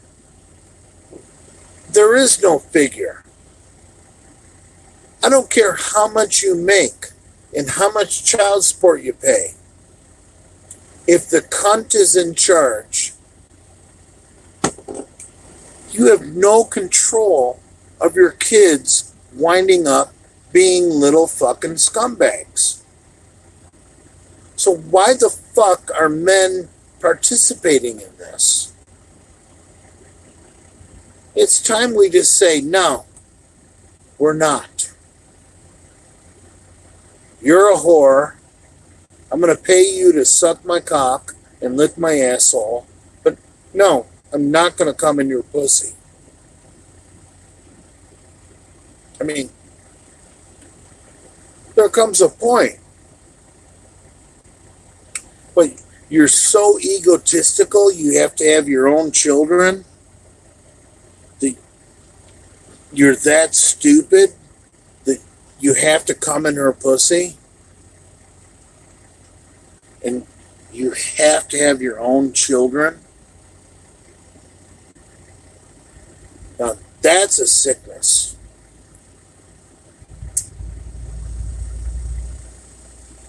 But I like it. I understand it. Like, if I was making $4 million a year, hypothetically, and I went and came in some chick's pussy tonight, knowingly I was going to get nailed for child support for fucking 18 years of just being a fucking douchebag. I could probably live with that. But dude, why the fuck would I? To know that some cunt is going to turn your kid into a fucking loser.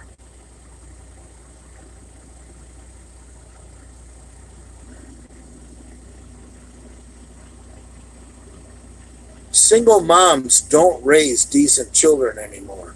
Unless you're in the heartland. Like Kentucky. I don't even want to say Tennessee, because those girls are all fucking blacks. Iowa, Nebraska, Kansas, Wyoming, Dakotas. Dude, those chicks are all having fucking black babies nowadays because they don't want a man in their life.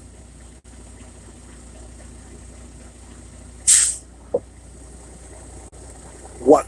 Why are so many women in Tennessee having black babies? Ask yourself that. Why are so many white girls in Tennessee breeding little fucking half-breeds? Ask yourself that. That's because they don't want a man in the life in their life.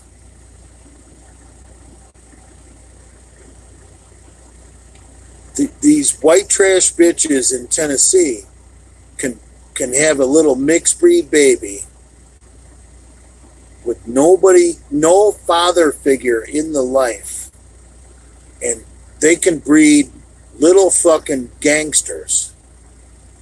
They have no morals, no ethics, and just grow up fucking sagging their fucking jeans around their fucking knees, not wearing a belt, wearing jean shorts, which hasn't been cool since the 90s. I mean, come on, man.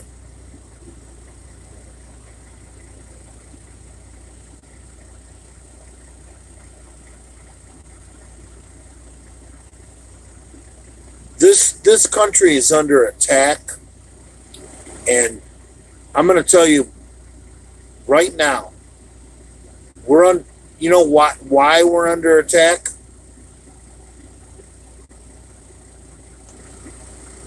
Is because there's no fathers in this family, and women are having fucking kids out of wedlock, and a lot of them are having fucking Mexican kids and black kids, and the white race is disappearing.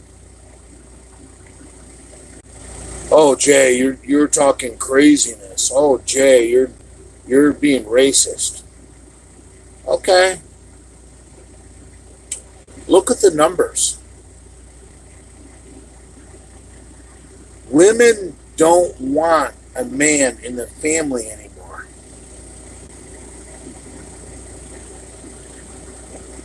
They'd rather have a fucking black man or a Mexican who's more than happy to fucking skip town.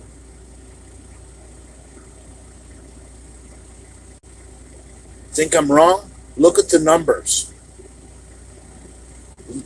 Look at what is happening to America.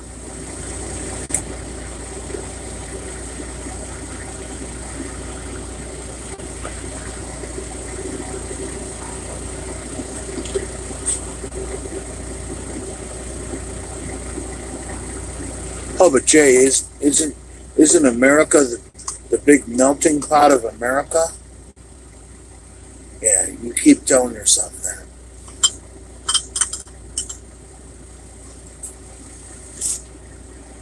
See, what the politicians want is they want no more white babies. They want a bunch of half Mexican, half black babies. So we got all these goddamn white women voting Democrat so that they can perpetuate their food stamps. That's what America is becoming. The food stamp.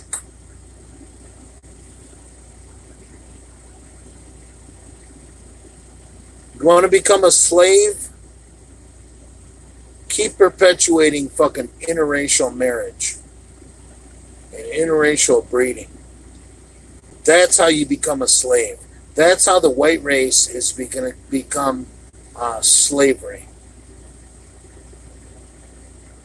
And pretty much, we're going to become a nation where Google and Facebook and fucking Twitter and all the big companies just pay all the taxes, and the women don't work. You got a bunch of their babies out there that work at fucking places like Burger King and fucking Starbucks. I mean, look at who works at Starbucks. I mean, come on, man. Look at who works at Burger King.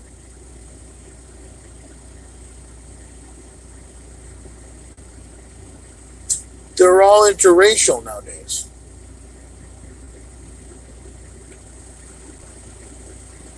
The black man is being pushed out of those jobs because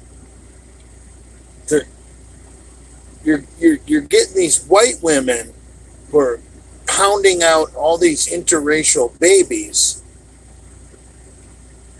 that are basically putting the black kids back on the plantation.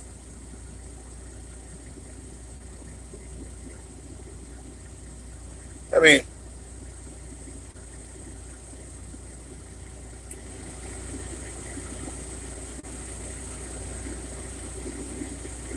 you think I'm crazy?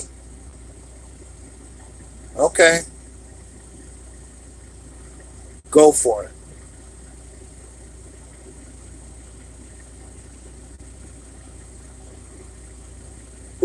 Who does Facebook, Google, Microsoft? Look, they got all fucking rich, white, liberal elites working there. But they're promoting these companies where they want all these fucking half-breed children to work.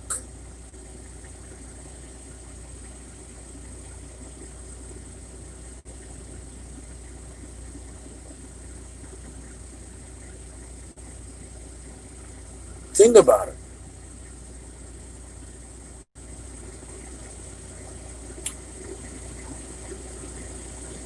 The major technology companies are trying to take over America. And what they want is they want a workforce of these gays and lesbians and these transgenders and basically freaks. And they just want to tax the fuck out of us so that the blacks will vote for the party of food stamps forever. I think we should put a stop to food stamps right now.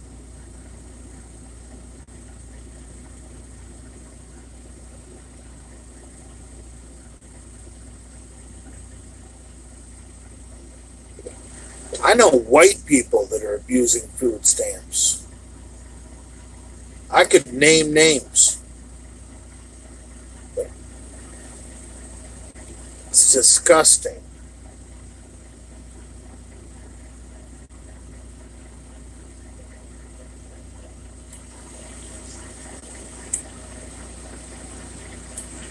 This is the new world order of what the big IT companies like Google, Facebook, Microsoft, Bill Gates. That's what they want, man. They want fucking. They want white people to basically just disappear and become a slave class.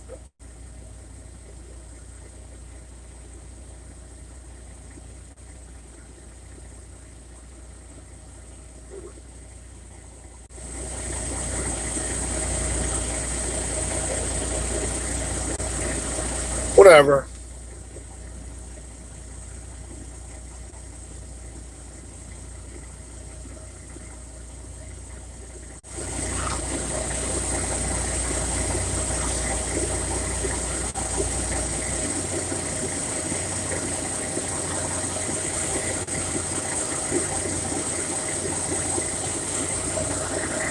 I'm the father. I'm the root of all evil.